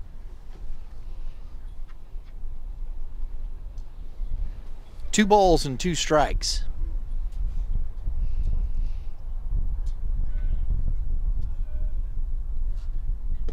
It's outside. 3-2.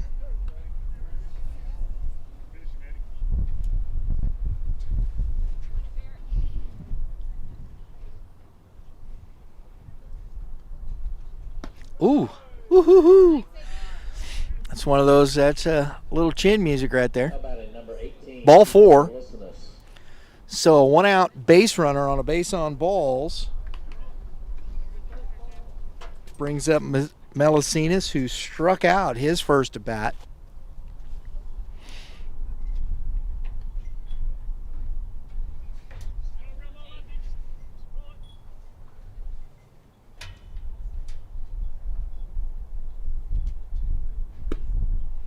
Take strike 1.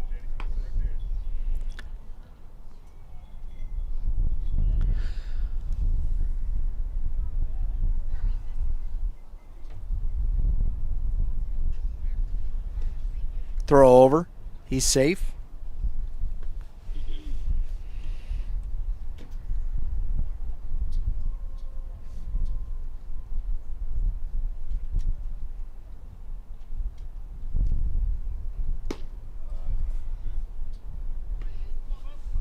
One ball and 1 strike to Melisinas. On deck is Logan Kraft, the catcher.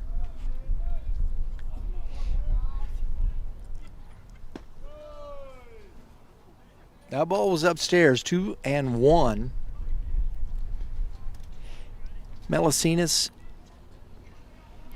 doesn't look like just slugging at this point, but he's putting the ball in play. 2 balls and 2 strikes. Big spot here with the runner on and just 1 out.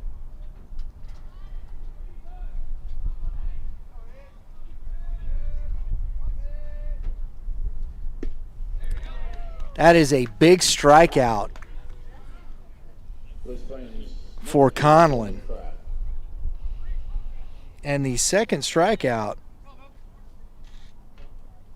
for Melicinas. Senior catcher Kraft at the plate. He's got a couple extra base hits on the season.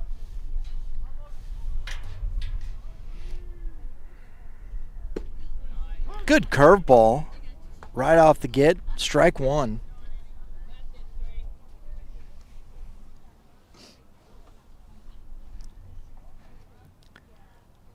Short lead at first.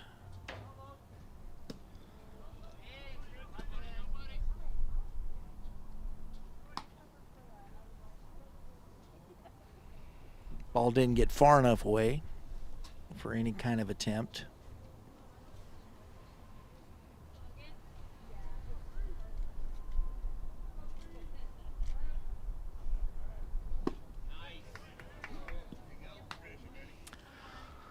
One ball, two strikes, to Kraft.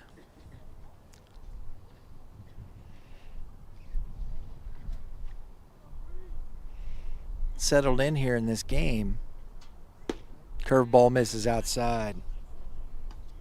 2 balls, 2 strikes.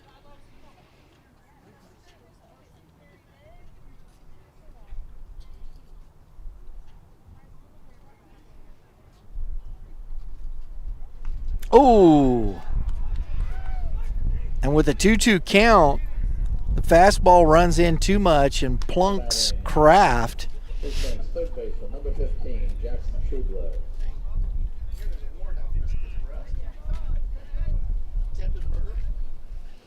So Trueblood coming up, who singled, had an RBI.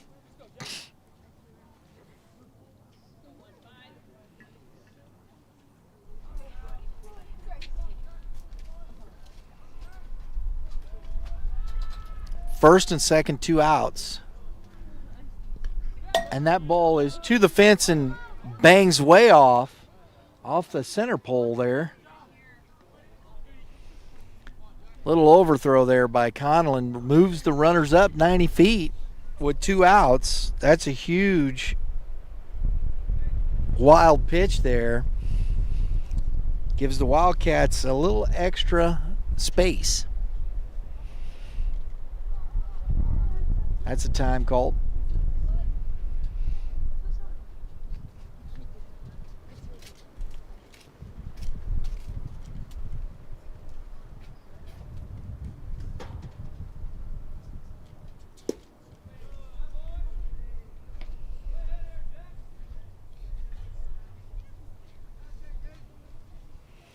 Two balls, no strikes to Trueblood. Defense is straight up.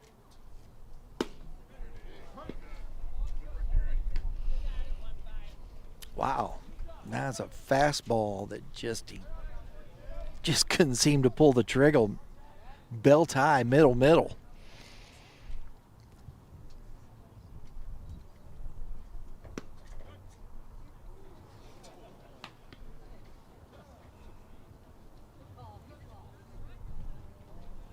Three balls and 1 strike.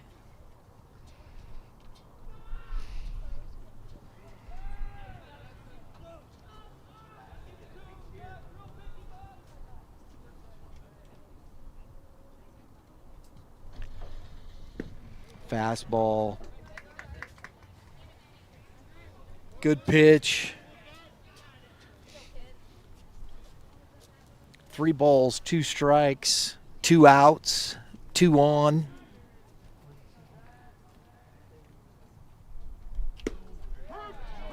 And that's strike 3 on the corner. Ends the inning. We're going to the top of the 4th inning with the score 3-3.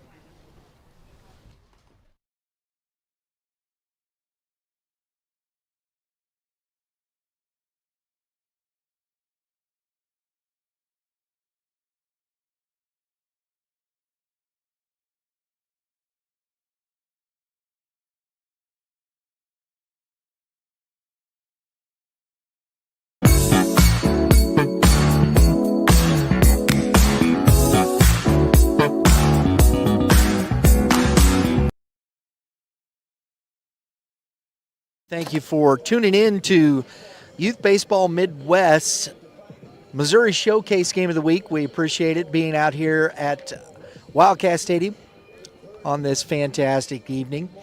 Remember, Youth Baseball Midwest is a production of Red Earth Productions, LLC. We appreciate you watching, and if you have some needs, if you have any production needs, your company, your business, your baseball player, your team, we would be happy to work with you, help you in whatever video needs you have.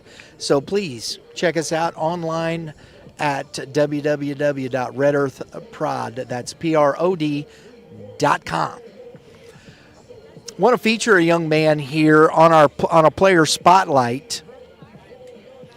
Mr. Barrett Jones having a fantastic season, the senior outfielder, hitting .455 on the season. His OPS is 1,084, 2 extra base hits, 4 stolen bases. I love this stat, 4 Ks in 10 games. That's it. He's batting with runners in scoring position. He's hitting .571, producing a lot. He's also, as Coach pointed out, thrown out 2 runners at home already this season. So enjoy getting to see Barrett Jones playing ball this afternoon, and our player spotlight presented by Youth Baseball Midwest. First pitch to the catcher, Caden Paulo, is fouled back in this top of the 4th inning for strike 1. That ball is hammered foul. Just couldn't quite keep it foul. That ball's going to go into fair play, so we got to hustle down. Good job by the Blue, making sure. I like that. Safety first, folks.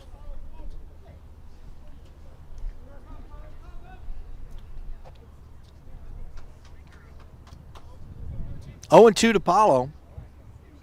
Kelsey has settled right down in this game.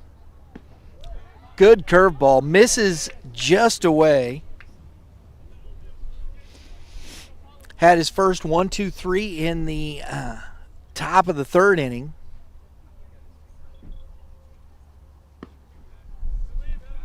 Misses with the fastball. 2 balls and 2 strikes.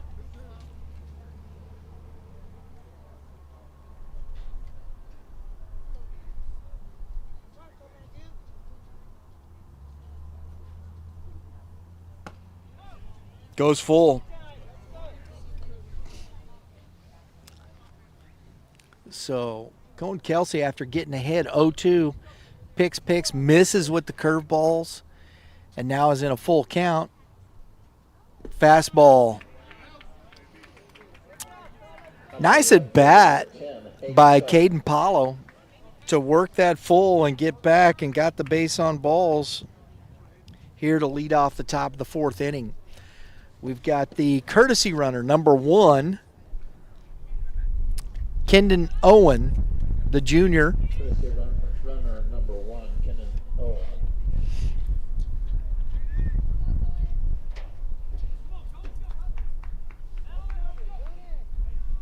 At the plate, number 10, Hayden Sharp. And the throw down is not in time. High throw.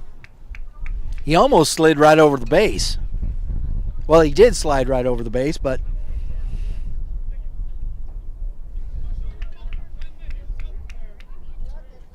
stolen base, though, and it is ball 1.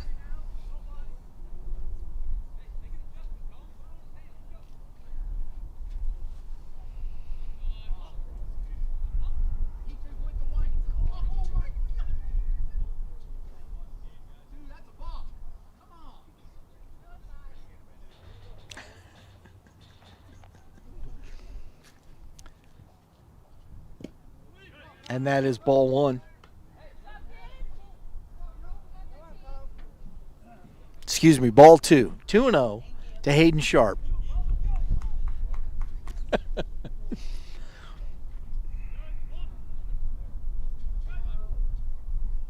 Fastball fouled off his shin bone.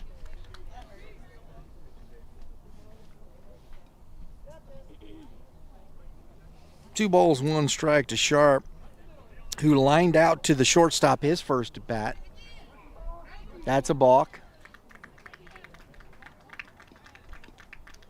Advances the runner on the balk. That's the second balk we've seen in this game.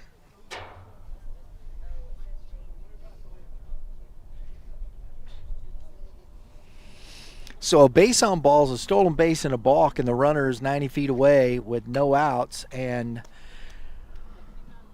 Sharp would look like he was trying to just lift one in the air there to get that runner home. 2 balls, 2 strikes.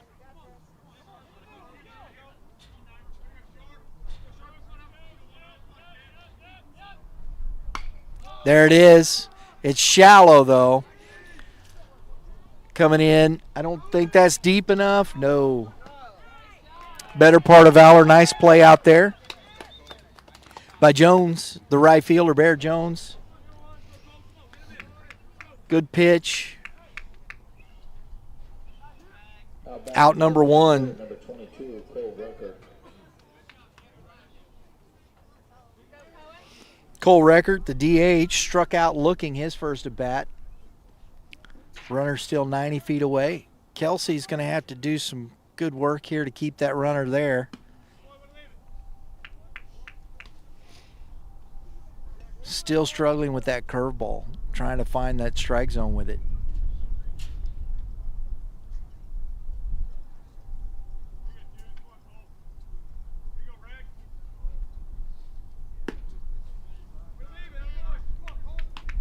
Two balls, no strikes.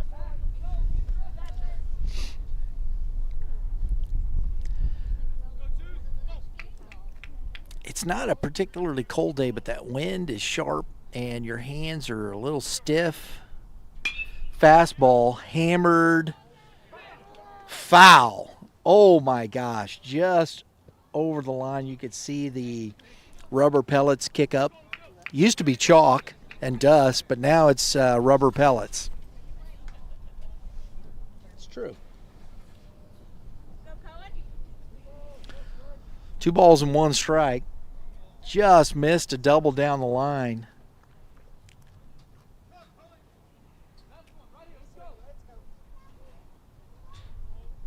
Some encouragement from the dugout. He squares the bunt, gets it down, and missed the tag.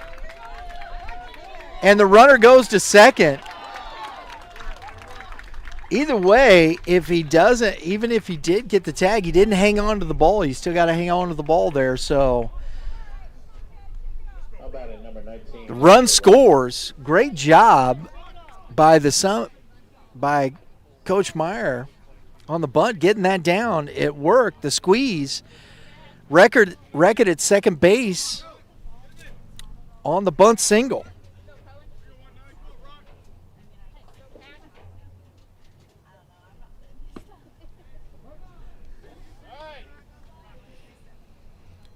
We got strike 1, now 2.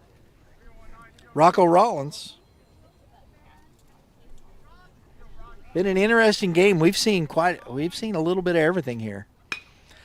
Little flare line drive coming down with it. Second baseman Jordan Peck. Titans right fielder, number 8, Drew Grauberger. That is out number 2. Back to the top of the order, Drew Grauberger. He is 2 for 2 today with a run scored. Stolen base. He's filling up the stat sheet pretty good.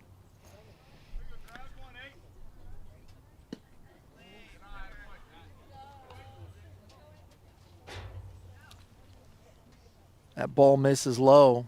If Kelsey can get out of this with just that 1 run scored, especially the way he did it on that sack bunt, that would be pretty impressive. 1-1.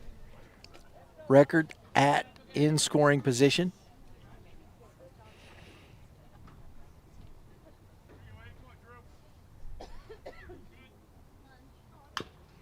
That is a big hop. Kelsey off the mound and the throw, and he needs the pick. Oh, what a play by the first baseman, Braden Gant, on the pick. He held it, held the bag, ends the inning. but not before the Titans get one more run. It's 4-3. We're going to the bottom of the third inning.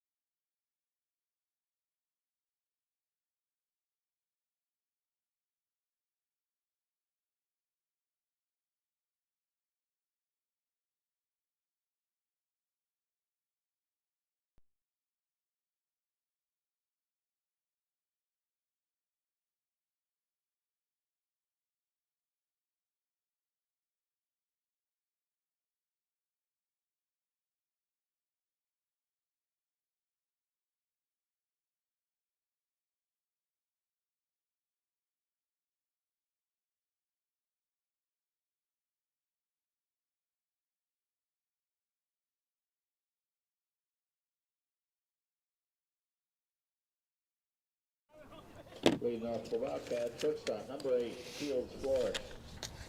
Shortstop Fields Flourish coming up.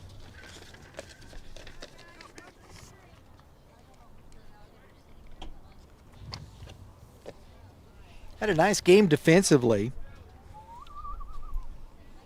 Hitting in the 8-hole.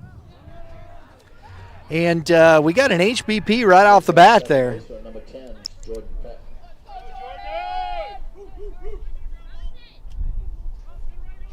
I'm sure that's not what Coach Meyer wants to see after you just scratched a run to take the lead, and your big right-handed hurler plunks the leadoff batter.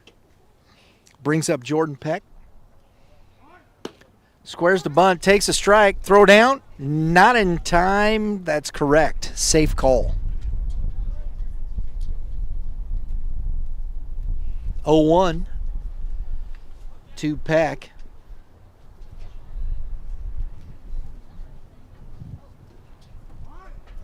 Squares the bunt again. Step off. Little cat and mouse trying to scratch some runs here. Coach Mc Elligott giving the signs. Squares. Takes the ball low. 1-1. Try to get that runner to second base. Looks like we'll see if we got him squared around again here.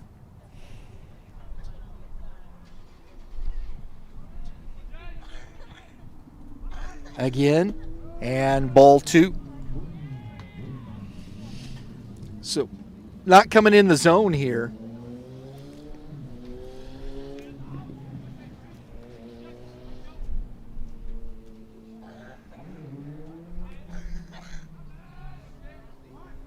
Squares, gets the bunt down. Nice bunt.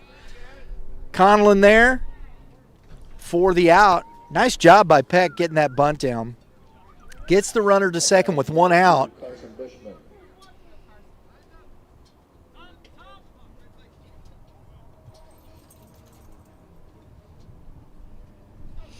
Sack bunt out number 1. Brings up Carson Bushman, who's having himself a day. A walk, a hit, stolen base, an RBI. He's got a chance for another one here to tie this ball game, and it takes ball 1.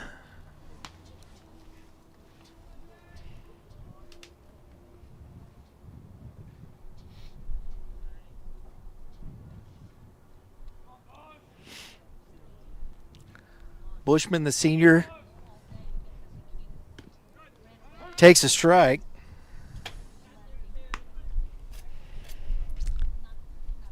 Bushman has 3 extra base hits this year. His OPS 809, 273 batting average.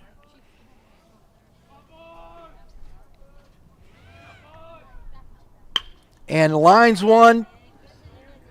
Aiken coming up with it and gets the runner. Heck of a play. I didn't see him scoop it. I thought it got past Aiken, but it did not. Big, strong throw. Gets the runner. Left fielder, number 11, Brad Newton. And that is 2 outs now with the runner 90 feet away. Brad Newton at the plate.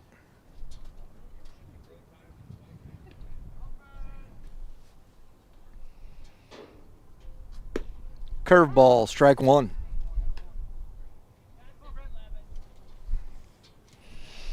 Newton trying to do anything he can here to get that runner home.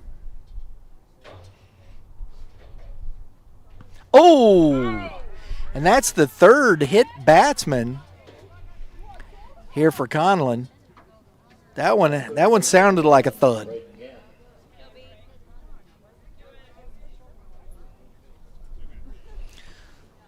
Ooh. That's an oucher. I don't care. You know, everybody says, it don't hurt. Yes, it does. You guys in the dugout saying, wear it. And when they're at the plate, they're dodging and ducking too because nobody wants to wear it because it hurts.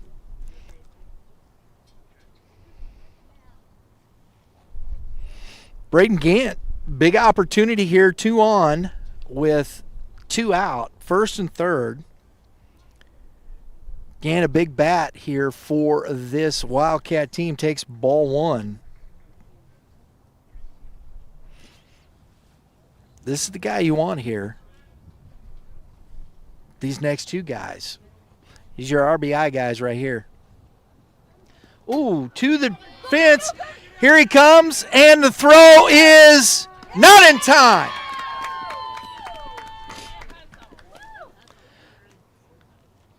The run scores on the wild pitch.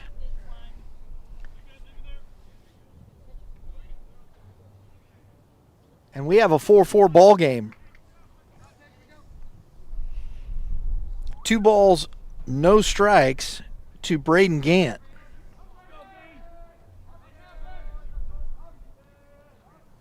So the hit by pitch, and another one away from Paulo. And Newton is up to third base, 90 feet away.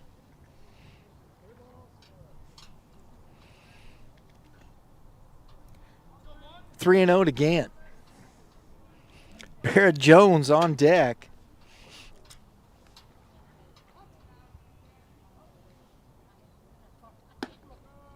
That is ball 4. Blue Springs right fielder, number 7, Barrett Jones.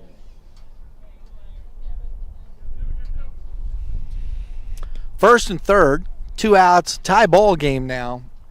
And the number 4 hitter, Barrett Jones. This young man is crushing the baseball, folks. And he does right back up the middle. Delivers a 2-out RBI single to put the Cats ahead.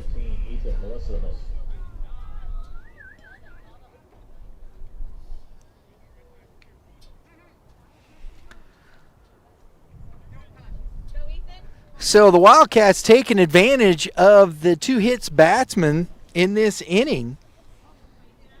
And both the guys hit by pitch have scored the 2 runs in this inning. Free bases get you every time, folks. That ball's away from Paulo, and he is out.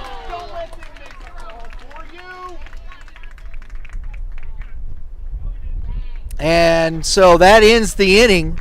Nice throw by the catcher. A good tag by the third baseman, Dawson, ends the threat. But not before the Cats take a 5-4 lead. We're going to the top of the 5th inning.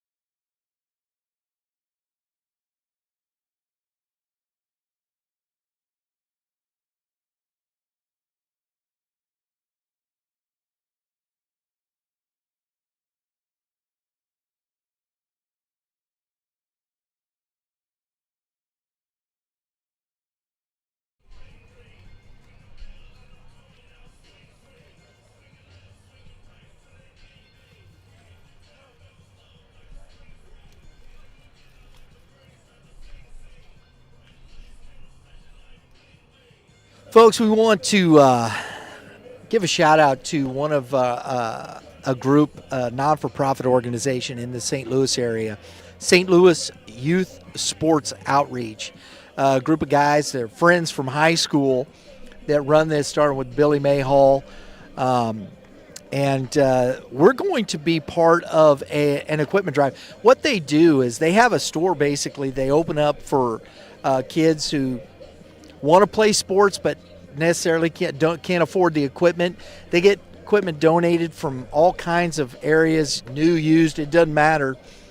And they help these kids get the equipment they need to play the sports they love. And we love helping out with St. Louis Youth Sports Outreach. And in our game of the week at Howell Central, the Howell Central Boosters are running that, running a equipment drive with St. Louis Youth Sports Outreach and Youth Baseball Midwest. We're looking forward to that. So, hey, check them out. Check out St. Louis Youth Sports Outreach on Facebook. Go check out their Facebook page. They do some great stuff. We're looking forward to that equipment drive. Top of the 5th inning, leading off for the Lee Summit West, got to say West in there. Titans is number 18, Aiden Katzberg.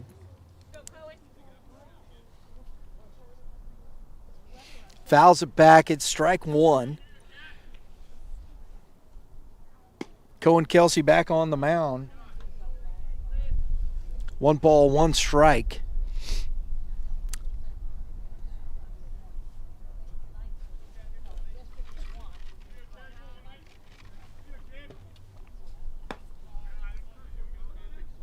Misses high, 2-1.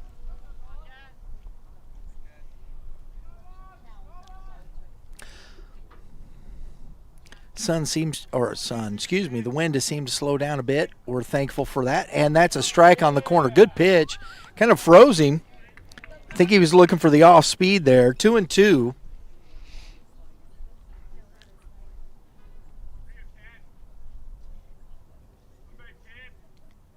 That ball stays up. Full count. Katzberg.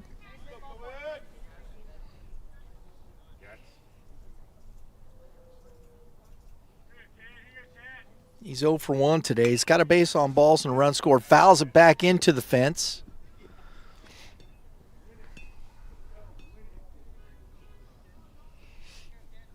We'll do it again full. Heart of the order up after Katzberg, Aiken, Edwards, and Wood. That ball is flown into the air to the right fielder. Jones under it, makes the catch for out number 1. How about at number 23, Jackson Akin? It's a good whistle.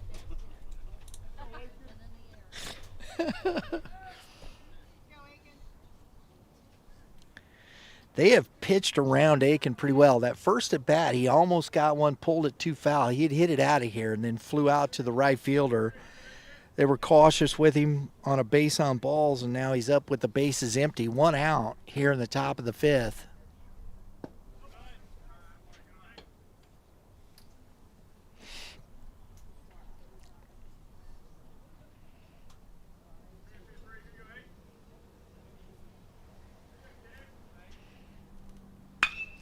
Another one roped way foul. I mean, he hit it over the bridge over there, folks. There's a bridge right there.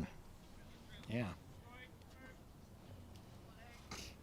Just too far out front of that. 1 ball, 1 strike.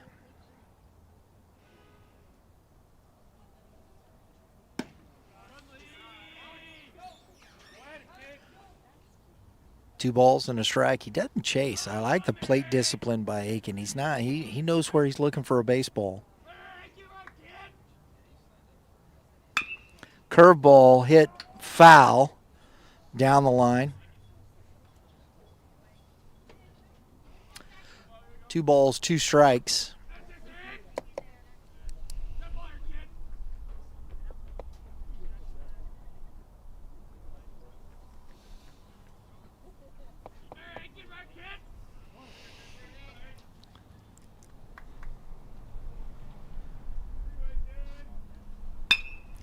Ball lifted into center field. Under it is Bushman for out number 2.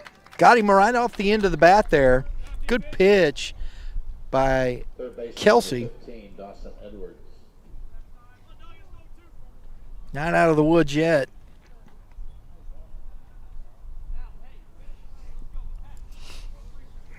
Dawson is 1 for 2 today. RBI and a run scored. Good curveball for strike 1.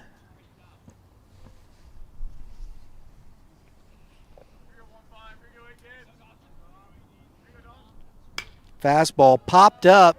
Shallow right field. Jones under it.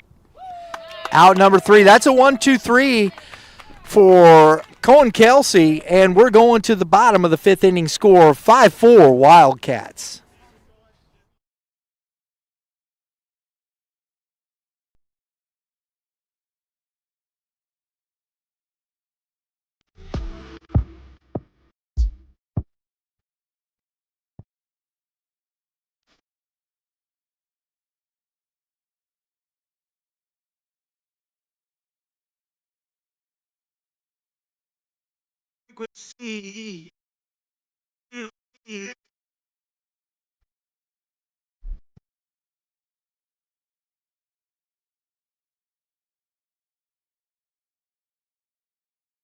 Change here for the Titans. Number 6 is Gage Rolled. Let's see if I can find some information on Gage Rolled.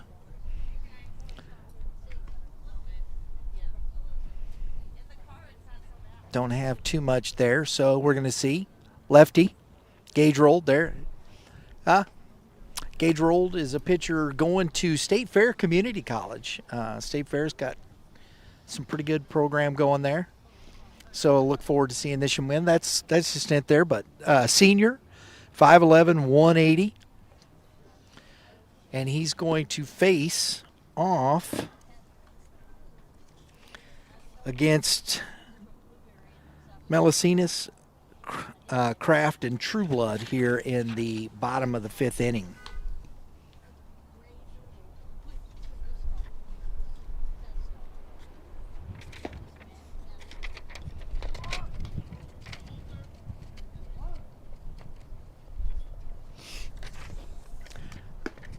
Trying to keep from getting blown away here, folks. A little gusty. We're working through it. Hey, we're playing baseball. It's not raining. Sun is shining. It's not too bad out. Pitching. Deal with it. West, number 6. Got a few blankets out here. Not too bad, though. I don't get the shorts, though. Number 18, Ethan I don't get it. leads off for the I see these young people out here with the shorts on. I don't get it. Ethan Melicinas, DH. He struck out twice in this ball game. Takes ball 1.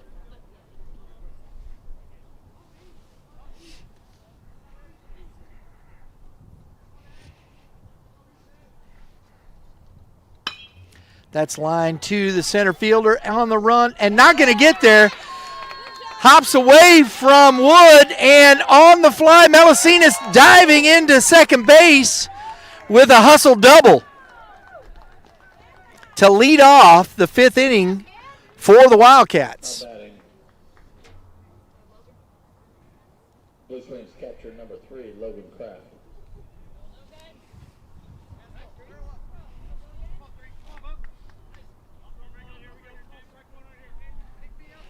Logan Kraft here, another player spotlight for us on this afternoon. Takes strike 1. Logan Kraft for this team has been instrumental. He was the starting catcher for that state championship team last year, battling through the injury today, or this early in the season with the hamstring. Coach said the bat is starting to come around, and he's down 0-2 here. But they talk about him as might being the best defensive catcher in the state. He hit .319 last year as a junior. Heart and soul of this 2025 team. That ball's in the dirt. Melicinas, good jump. Takes third base on the wild pitch. So this guy right here, Kraft, he's not yet to where he wants to be as a hitter, but he is the guy behind the plate that makes this team go. And this player spotlight is presented by Youth Baseball Midwest. So we appreciate these coaches giving us information, talking about these players with us over the last couple days. Really have enjoyed it, getting to know these kids. Oh, just a little check foul back into the fence. That was 3D? Right back into the camera. Gotta love it.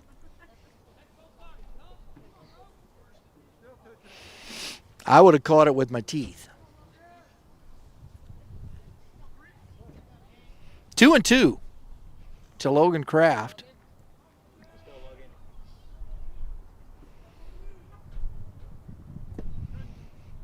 Ooh, that's a good take, man. That's a tough take. 3-2. He just spit on that, said, nope, it ain't close. Full count, runner at third base, nobody out. And that is up, and a good at bat by Logan Kraft. Gets the walk. How about it? Blue Springs number 15, Jackson Trueblood.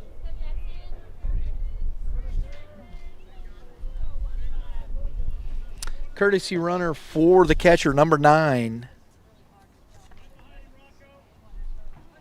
That is Gabe Thompson, the infielder, senior.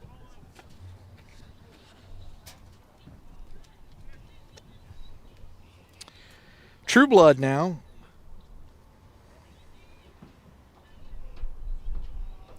Who is 1 for 2. Takes a ball low.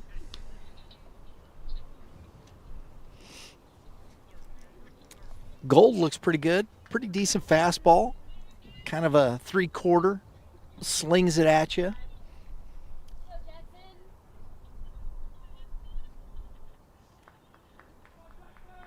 Oh, and he gets him. Oh, and the runner is coming home, and he is safe. And that's a heck of a play there. Had him picked, throws over, and they threw to second.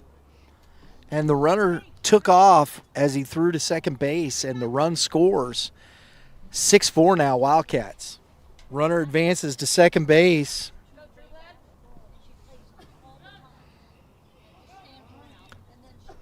Trueblood, 1 ball, no strikes.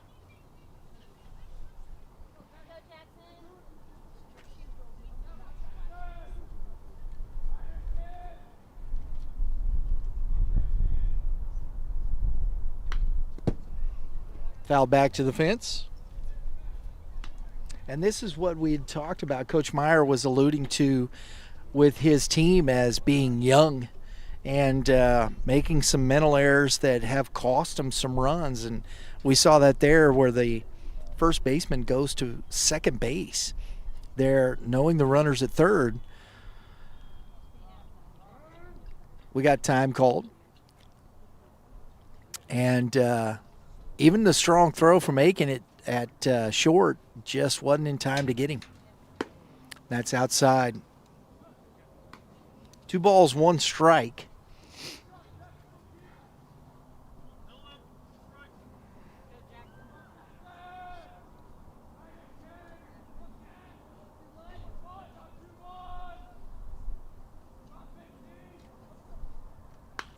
Ooh, foul back out of play.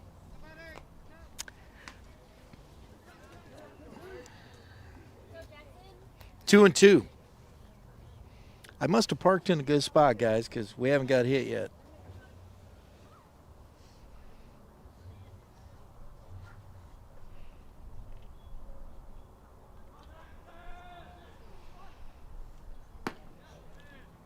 Ooh, that's a tough pitch to take. That was right there. That's one of those borderline pitches you're either going to get or not.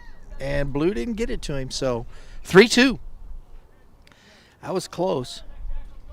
That's a tough take.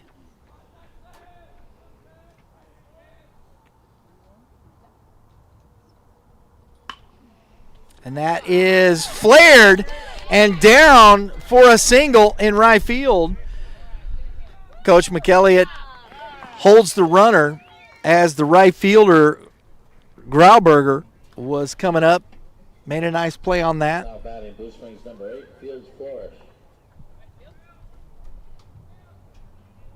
So that's 2 hits on the day for True Blood. Comes now the sophomore, Fields Flourish. And I would imagine he's hoping for those fields to flourish right now.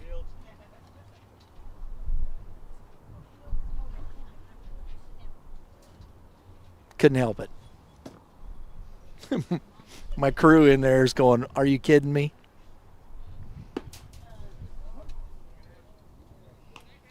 Strike one. Hey, I spoke to the young man, and I did. I talked to him before the game and said, that's an interesting name, young man. And he smiled and he goes, yes, it is.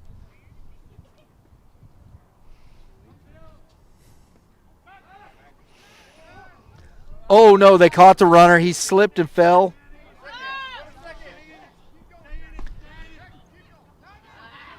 Paulo on the tag, but the runner got in it. He did the best he could. Runner advance. Good job there by Lee Summit West to get the out. Cut down the runner at third base.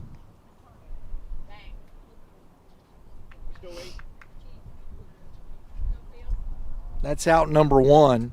And if you're scoring at home, I don't know what to tell you because I wasn't watching. It was like 2, it was like 5, then back to 2 or something like that. Strike 2.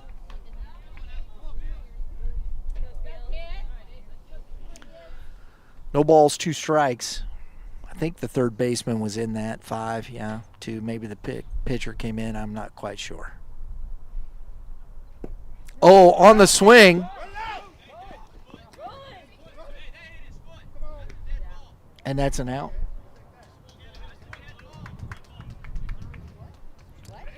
I thought. So we got well, if it hit that catcher, you don't want that as the Lee Summit guy.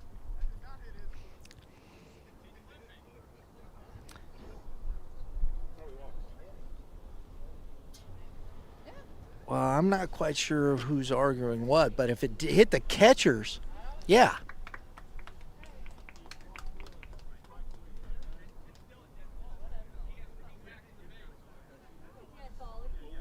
Yeah.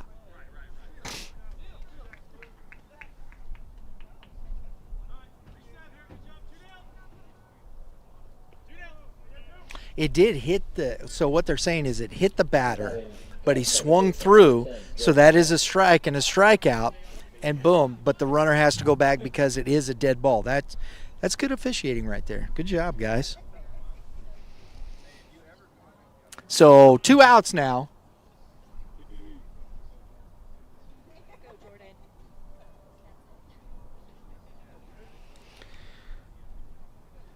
Flourish out on strikes. Off the mask of Paulo.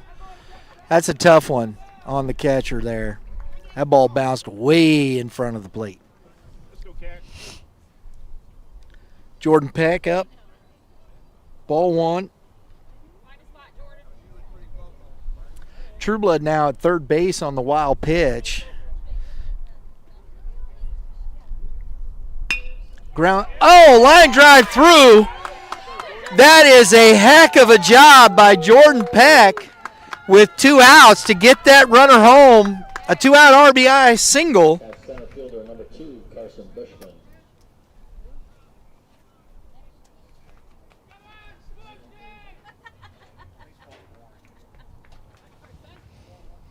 Gets back to the top of the order, Carson Bushman, who's having himself a day. He is 1 for 2, a base on balls. Scored once, got an RBI, and that runner is back in safely.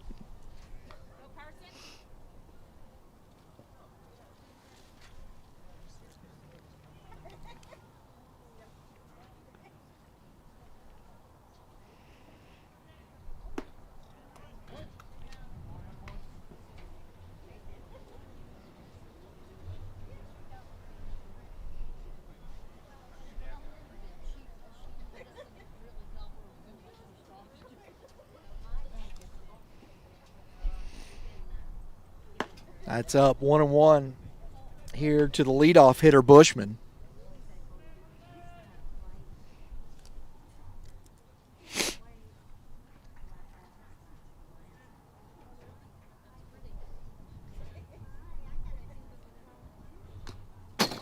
That is fouled back into the fence. Count 1 ball, 2 strikes.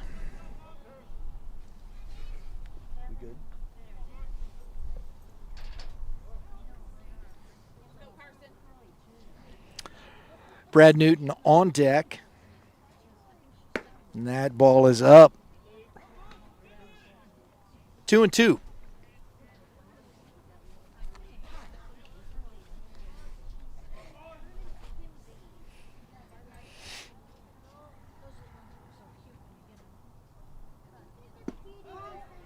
That's strike 3 on the inside corner. Good pitch. Gets Bushman. Not before the Wildcats plate 2 more, take a 7-4 lead. We're going to the top of the 6th inning.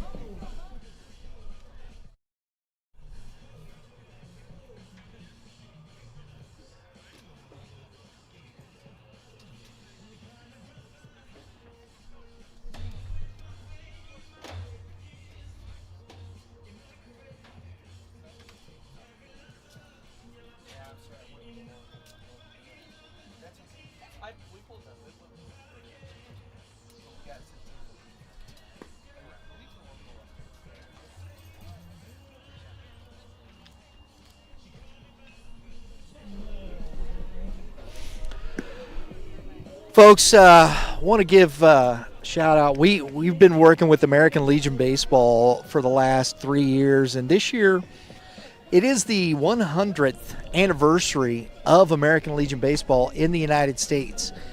Since 1925, American Legion Baseball has been playing around in parks around the country, and this year we're celebrating that 100 years with Legion Baseball with our Centennial Games. We got 3 days of Centennial Games that we will be hosting at Warrenton Athletic Complex. We're looking forward to it. Hey, look, if you want to know more about American Legion Baseball, go to, and that ball is hammered into center field and is caught by Carson Bushman. Thought that was going to tail away from him, but he got to it. Tyler Wood gave it a ride, out number 1. But again, Centennial Games.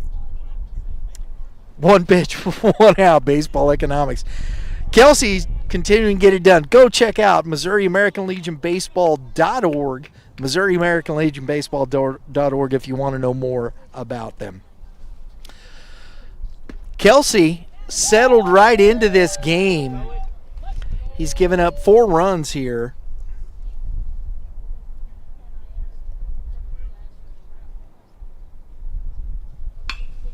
That ball's lined into right field. Oh, Barrett Jones diving to his knees to take away a hit from the catcher, Caden Paulo.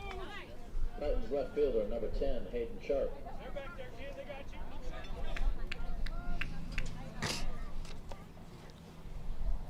Two outstanding plays by the outfield of the Wildcats here in the top of the 6th inning.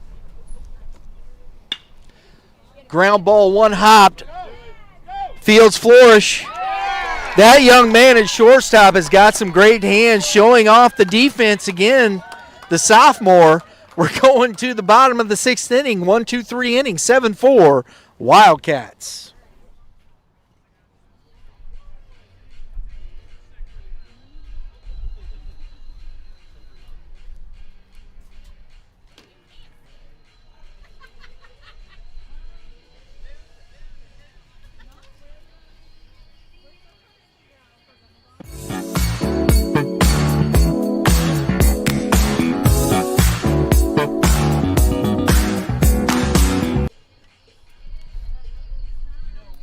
Been talking to Coach Mc Elligott over the last couple days and whatnot, and he's been talking about his young team.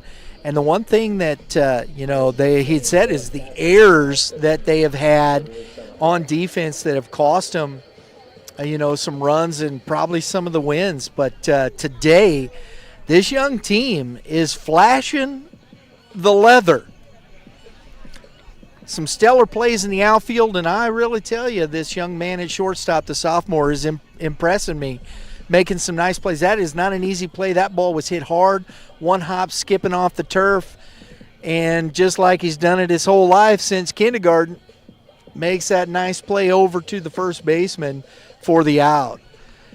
The Wildcats coming up here in the bottom of the sixth inning. Leading off will be the left fielder Brad Newton. Then we got Braden Gant, Barrett Jones. So back on the mound is the lefty Gage Rolled.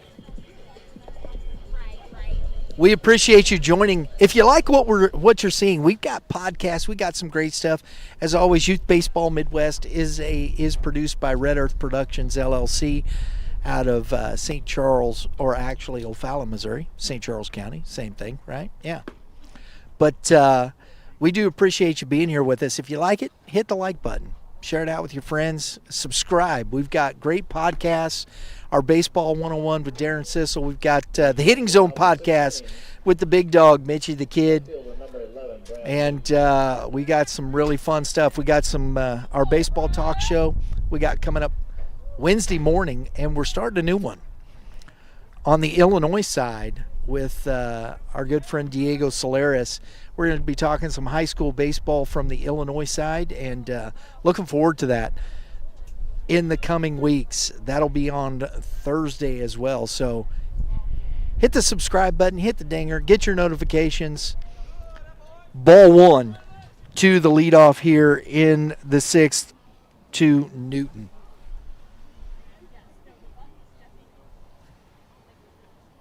Swing and a miss.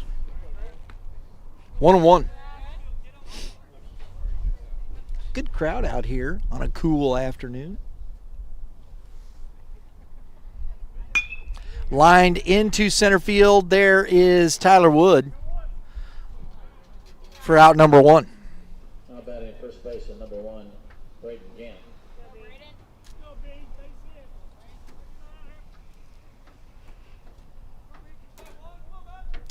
Gant is 1 for 2 with a base on balls. He has a single. And he takes his base on the hit batsman. The Summit West Wildcats right fielder, number 7, Barrett Jones. pitchers, I think that's their fifth, if I'm not mistaken. Let me look here again. I think that might be their fourth or fifth hits batsman. Yeah, number 5.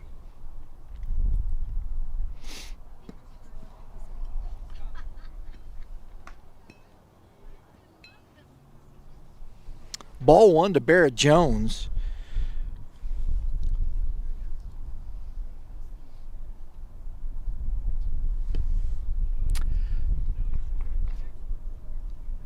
Takes ball 2.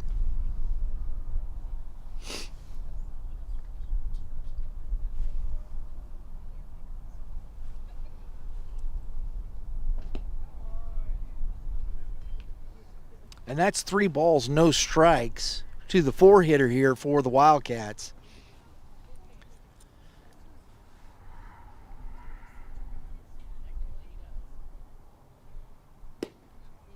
And that's a 4-pitch walk. So the first 2 or second 2 batters are on, there's 1 out.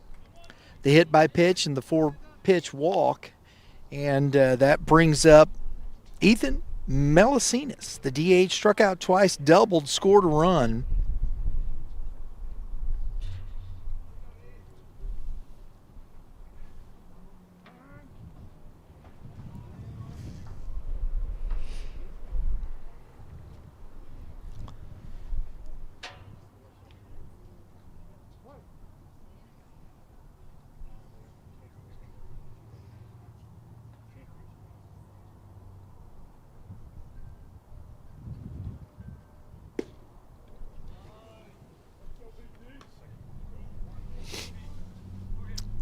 Gold is struggling to find the zone here.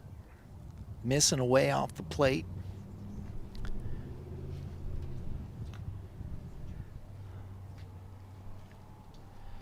And that's outside.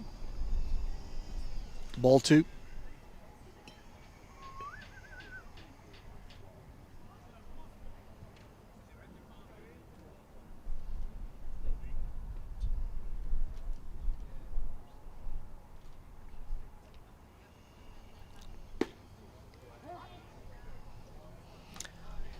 Two balls, one strike. First and second, one out.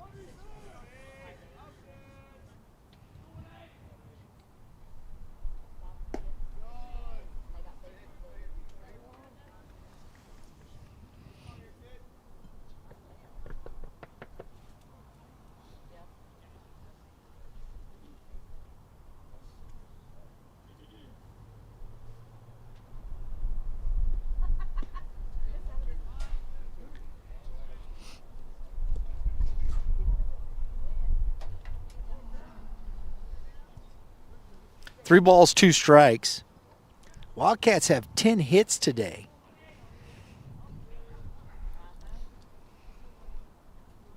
They've gotten on via some hit by pitch and walks, but they also have 10 hits, so they've been very productive. And here comes the senior catcher, Logan Kraft. Bases loaded. Paulo calls timeout, goes out to talk to his lefty.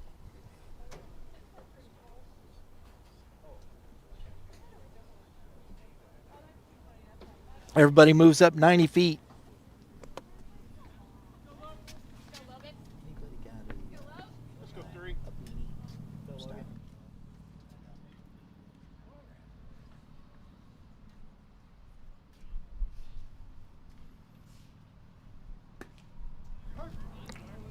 Called strike on the corner to Kraft.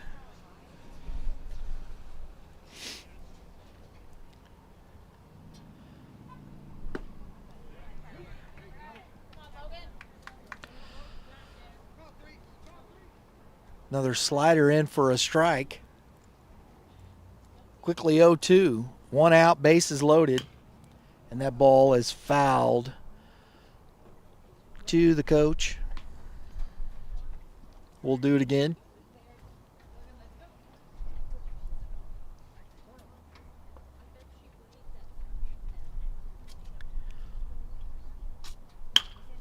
And a slider through. Aiken to his right, slides and stops the ball from going in to left field. But it's a infield single for Kraft, and another run scored.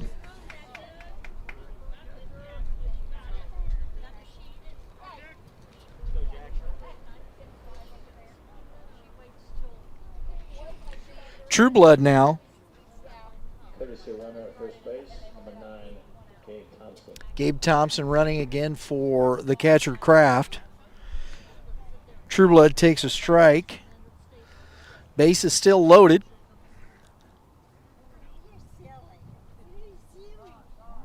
Time is called.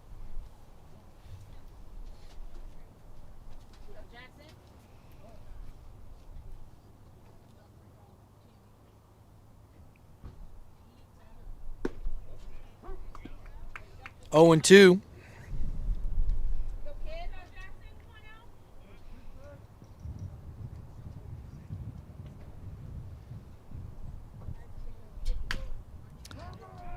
That's off the leg of the hitter, Trueblood, who's got a couple of hits today. Scored a couple of runs.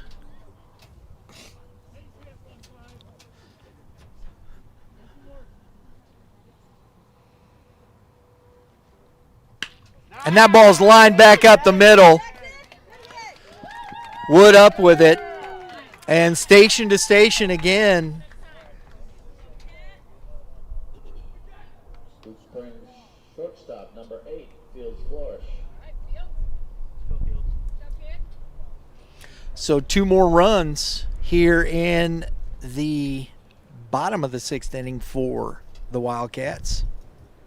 And here comes Coach Meyer out to talk to his pitcher.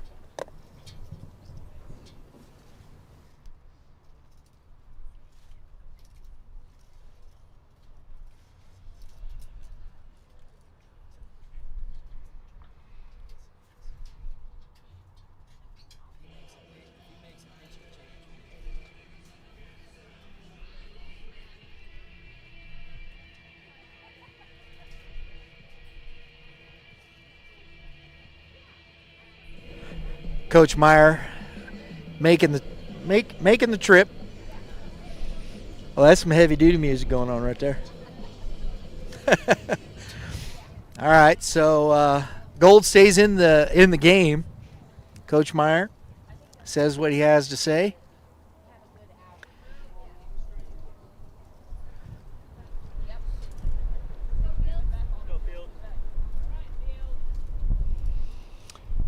Fields Flores now the shortstop, sophomore. Big spot here. Takes strike one. Base is full of cats. One out.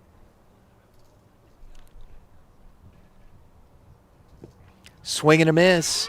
Oh, and the ball gets away from the catcher. Great jump.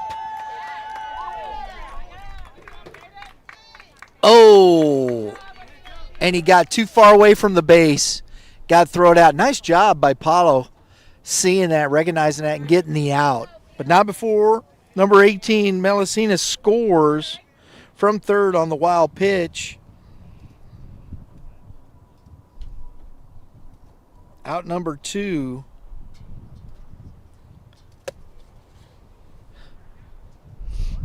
At third base, we got 1 ball, 1 strike. True Blood at second base. It's a 1 ball, 1 strike count. I thought it was 0-2. I thought it was 0-2.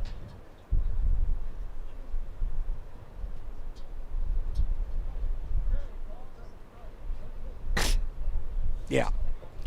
Hey, you know what? Mr. Fields Flourish was very honest right there. You got to love that from that young man right there. That was pretty outstanding stuff.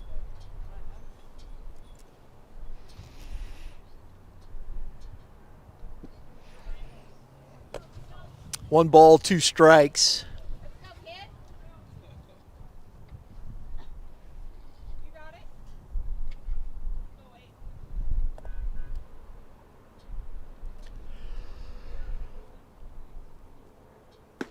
And that is strike 3. Froze him. We're going to the top of the 7th inning. Wildcats lead 10-4.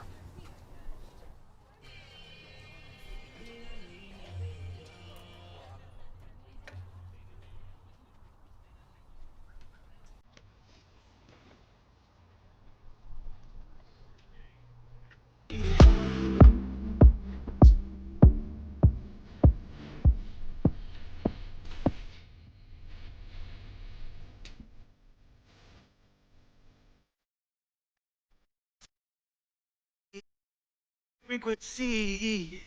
How you feel?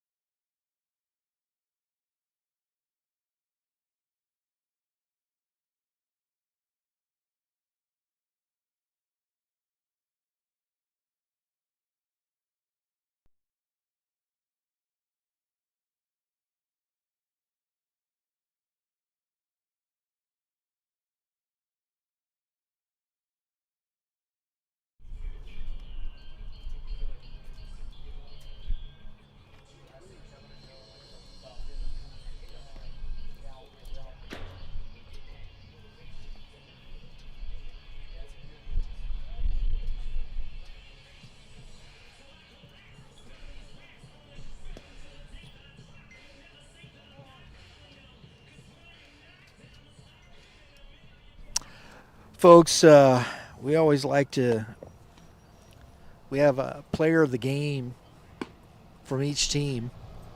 And as number 14 for the Wildcats takes the mound, Andrew Hart, the senior.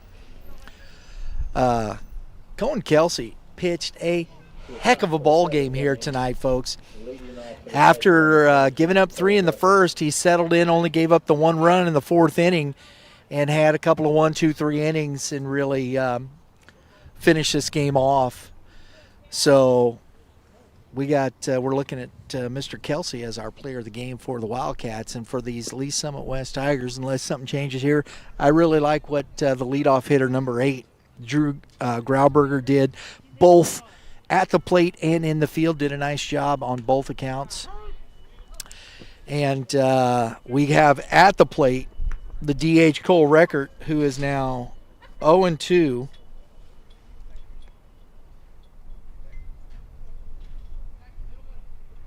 Excuse me, 1 ball, 2 strikes.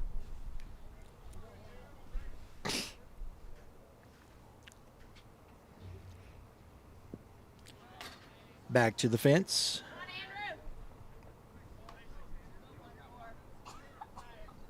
Two balls and a strike.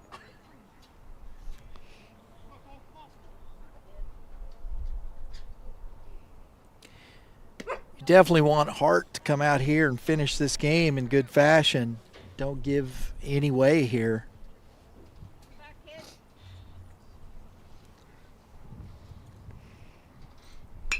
That ball is fouled down the line and going to be out of play. 3 balls, 2 strikes to Record.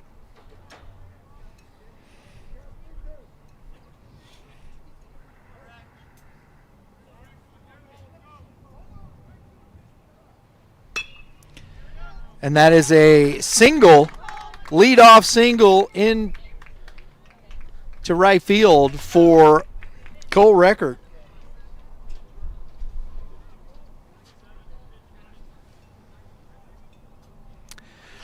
Going to get a pinch runner. Number 7, Mason Bruno, will be pinch running for Cole Record.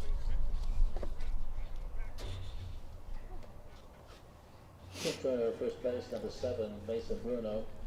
So Rocco Rollins, Not bad for the Titans. who is 0 for 2 today, is at the plate. Runner on. Lee Summit West trying to make something happen here in the top of the 7th inning. Hart on to try and save or finish this game. Not a save situation at this point. And you hope it's not with a 10-4 lead.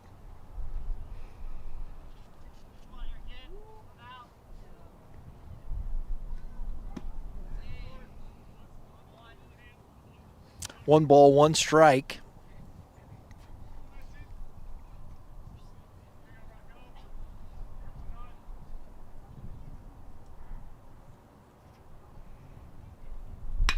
Curveball lined into left field. So back-to-back singles for this Lee Summit West squad. And we're back to the top of the order.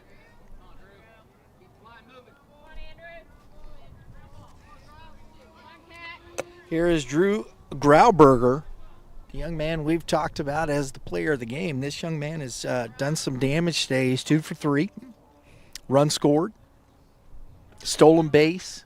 Played some good defense in the outfield. Takes strike 1.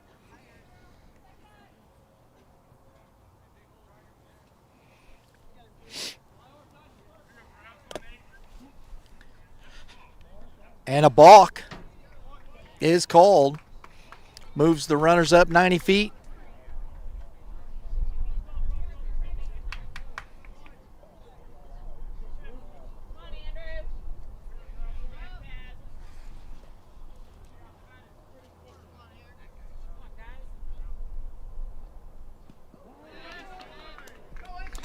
And the HBP puts the bases loaded.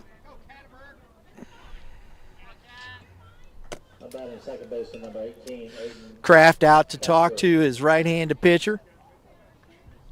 Hart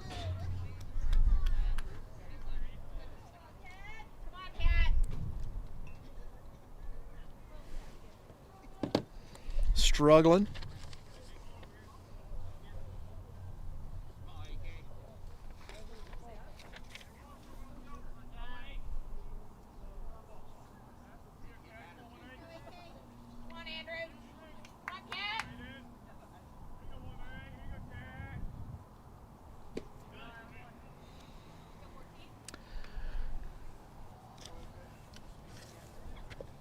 So Aiden Katzberger now, bases loaded, nobody out, ball 1.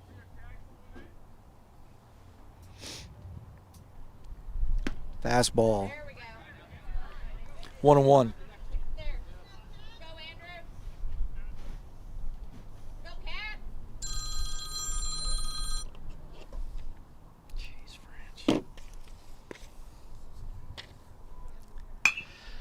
Ground ball to the shortstop.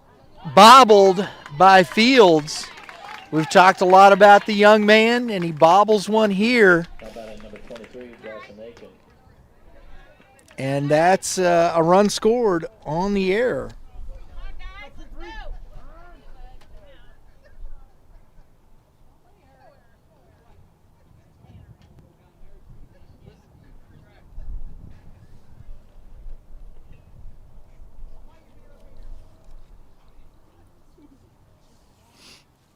So a quick visit by the pitching coach. Talk to the pitcher.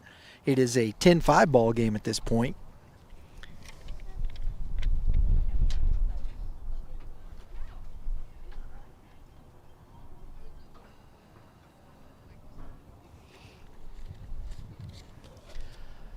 And, oh boy, the heart of the order up here for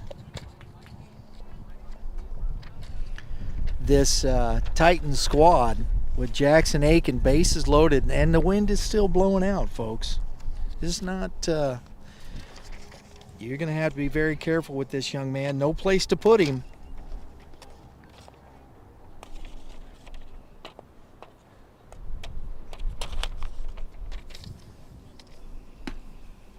Take strike one.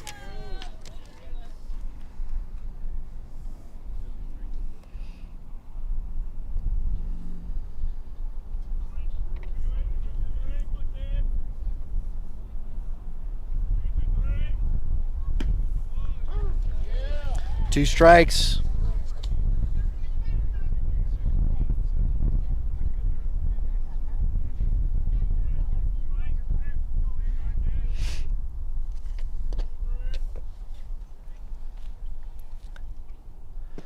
And that's low.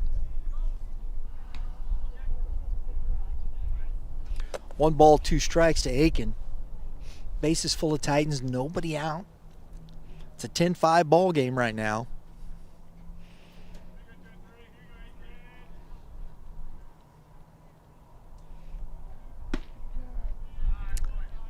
Ball stayed up. 2-2.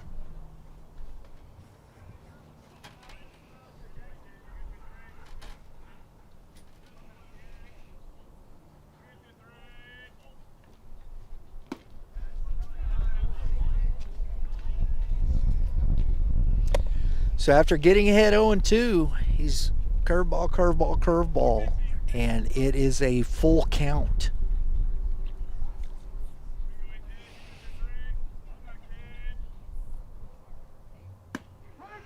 Fastball on the outside corner gets Aiken looking.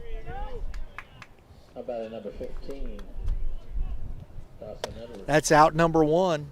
Dawson Edwards at the plate.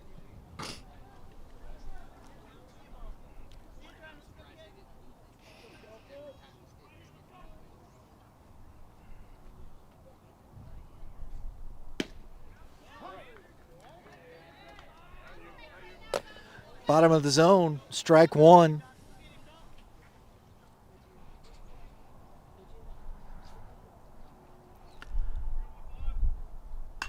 Fouled, or no, popped high in the air into shallow left field. Oh my gosh. I didn't find that till late. Nice play out there by Newton for out number two. Titan center fielder number 11, Tyler Wood.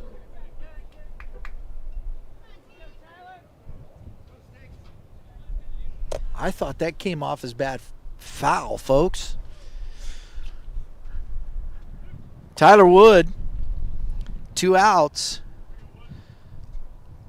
Down to their last out here. See, nobody wants to wear it.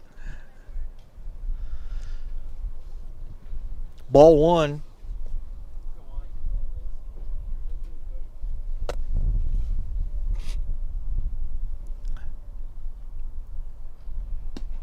Fastball's low. 2 balls, no strikes to the center fielder, Wood.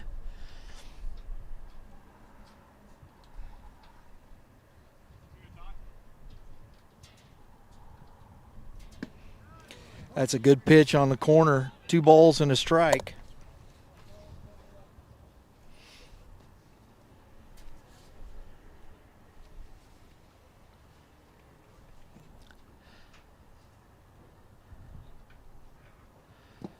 That's in the dirt or in the turf. 3 balls and 1 strike. Bases loaded, 2 outs. 10-5 ball game. Hart on to try and close it out for the starter, Cone Kelsey.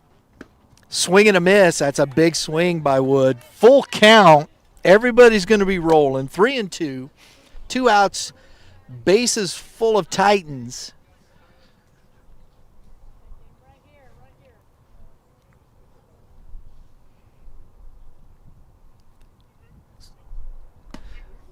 And that's a fastball up and in. Puts him on. So Wood gets the base on balls, gets the RBI,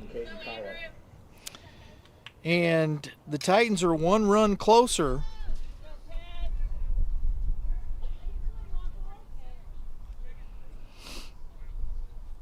Brings up Caden Apollo, the catcher. Takes a fastball, strike 1.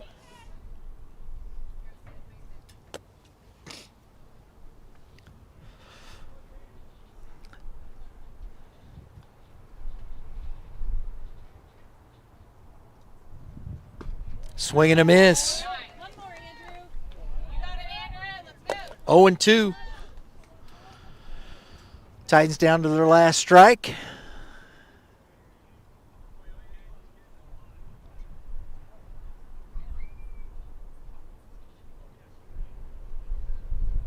Swing and a miss, ends the ball game. Andrew Hart comes on and finishes it, but not before the Titans make it interesting.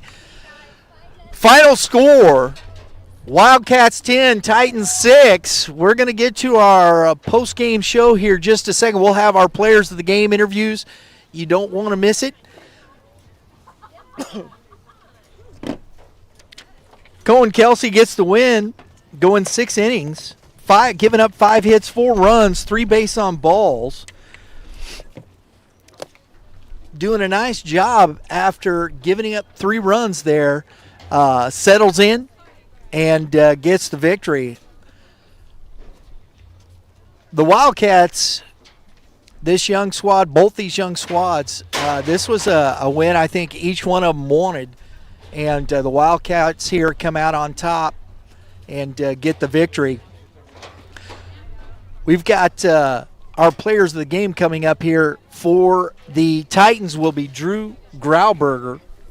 And for the Wildcats, we're going to see Cone Kelsey, and we'll have them here in just a moment. We'll get them over from these coaches. And so I think we got to do some running here, but hopefully the coach will let us talk to him. I don't see a lot of happiness on the one side. And hopefully, we're going to get Mr. Cone Kelsey over here for this interview. I was impressed by both teams. I thought they battled hard. The Wildcats, as young as they are, a lot of talent.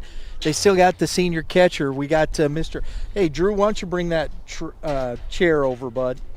And we're going to get the camera down here and chat it up with this young man here in just 1 second. We're going to get a few things situated.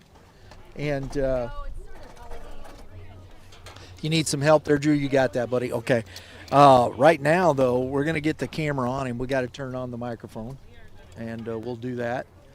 And Lauren's trying to wrangle up that gentleman over there. We're going to put that on there for you right now, and we're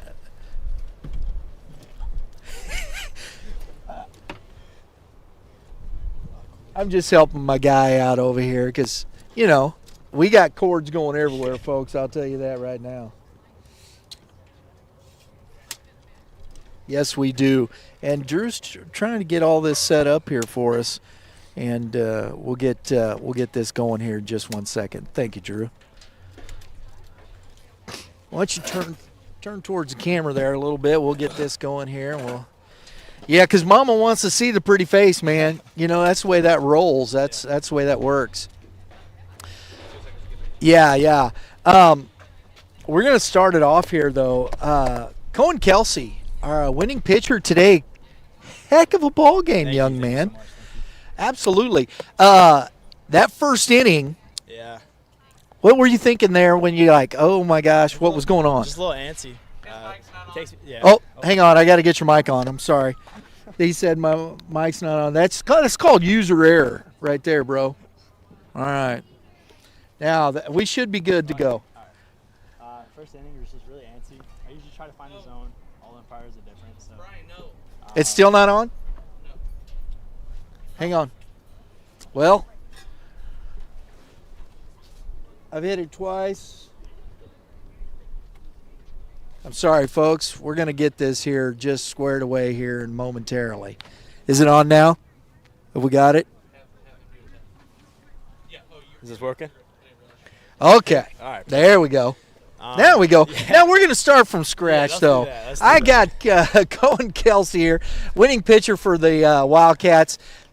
He did a great job today keeping the batters off balance. You kind of pitch a little backwards, but you started off a little rough. Talk to us a little bit about that. Every umpire is different. I was definitely a little antsy. It's a great game. They're a good team. So going in there, just, adrenaline's rushing. First inning, got the first pitch strike. So once I get a little antsy, sometimes I get nervous. Got to find the zone. Like I said, every umpire is different. So, but once I find it, I'm just going to kill it, pound it. Yeah. And, if you check out those next two innings, it shows for that. So. Yeah, it seemed like you had a little bit more trouble today locating your curveball for a strike. Mm-hmm. Yeah. Just so I've been in the bullpen messing around with that changeup you saw a couple times. Yeah. And that's just sometimes messing with my mental game, that grip sometimes. As a baseball player, you understand. Change up your grip, everything else is mental, but yeah. That was really it. Just wasn't falling off, but when it did, it worked. So. And you did. You settled in. You gave up the only one run, had some 1-2-3s. Talk to us a little bit about this team and where you guys are going. Where do you think you can get to?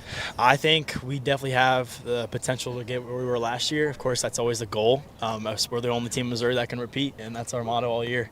Repeat tradition, legacy, standard, everything. That's what we have on our T-shirts. That's what we go around the clubhouse saying, around school. We wear it with pride. Wear that W with pride. But we definitely rebuild year. We know that, but we still have a lot of returners. We're building off of that. We're really trying to build up that foundation, and still, like I said, we're trying to repeat, like I've been doing. How are you helping with these young guys, the leadership-wise? Yeah, so I'm trying to just teach them ways, I start from the simple things, field work, having fun, clean up the clubhouse, like everything. We got a couple freshmen, Tanner Burt and Graham McClure, that I'm trying to take under my wing as POs. Just trying to work them out, show them my recovery, show them what throwing looks like as a PO, because sometimes they hit on JV, so they'll come in from pitching and just stand up with nothing on. I'm like, you got to get a coat on, you got to stay warm, So, but it's nice just seeing some young talent around us and just being able to stick with the seniors and really show some authority and just keep everything in order, just like it was last year. Cohen, very nice to meet you today, young man.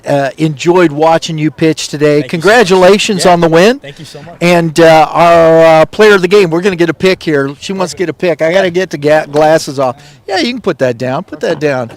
Yeah, smile for the camera nicely. There you go. Thank you. Mom always likes pictures. Yeah. Pleasure, young man. Nice to meet you. Thank you so much. Pleasure. We're going to get Mr. Drew Grauberger in here, our player of the game from the Lee Summit West Titans. Grab that microphone there, young man. How you doing there, buddy? No, doing about as best as I can be after that game. Yeah, you're our player of the game. You had a nice day at the plate. I thought you made some nice plays out in the outfield, but not the result you're looking for, right? Yeah, definitely not the result. We'll be back. We'll be back next game for sure, though. Absolutely. You guys, again, this is some things we've talked about. Coach Meyer talked about a young team. You guys have some young people. What do you think? Where's that next step? Are you guys still trying to figure it out? I mean, obviously, we lost a lot of seniors last year. I mean, almost our whole team, except for our pitchers, were seniors. But, I mean, I think the juniors, and we have one sophomore, I think we're getting our experience. I mean, we're still we're still getting experience for sure because I mean not a lot of us have seen varsity pitching yet. All right. But I mean I think we're making good adjustments at the plate. It's one game at a time. You know, you as the leadoff hitter, 2 hits today. You scored a run. You guys got off to a fast start. Where what do you think kind of slowed you down a little bit there? I mean we were just in the field for a long time, but we just need to be able to keep the line moving. And like when we're out there a long time, I think we were swinging early in counts, which wasn't helping us. I think we need to be a little smarter and get deeper in counts once we were out there for a long time, help our pitchers out more so they can get a little bit of a break. But yeah, that was about it with their bats. Hey, it happens. Hey, you know what, young man, I enjoyed watching you guys play today. I know it didn't come out your way, but I appreciate you being here with us. Thank you. And our Lee Summit West Titans player of the game, Drew Grauberger. Did I say it correctly? Right. Sweet. Look in the camera there. She's going to grab a picture for us. Thank you. And good luck the rest of the way to you, young man. I appreciate it. Nice to meet you. Pleasure to meet you. Folks, thanks for tuning in today. That's our player of the game interviews. You can check us out again if you like what we're doing. Youth Baseball Midwest. Hit that subscribe button. Hit the like button. Share this out. We appreciate you being with us today. And for my crew, Drew and Lauren Klutz, we appreciate you being with us. We'll see you tomorrow from Fort Zumwalt West in our GAC Game of the Week. Until then, everybody have a great day in the Lord. All you pitchers, keep throwing strikes and hitters. Hit them where they ain't. We'll see y'all next time.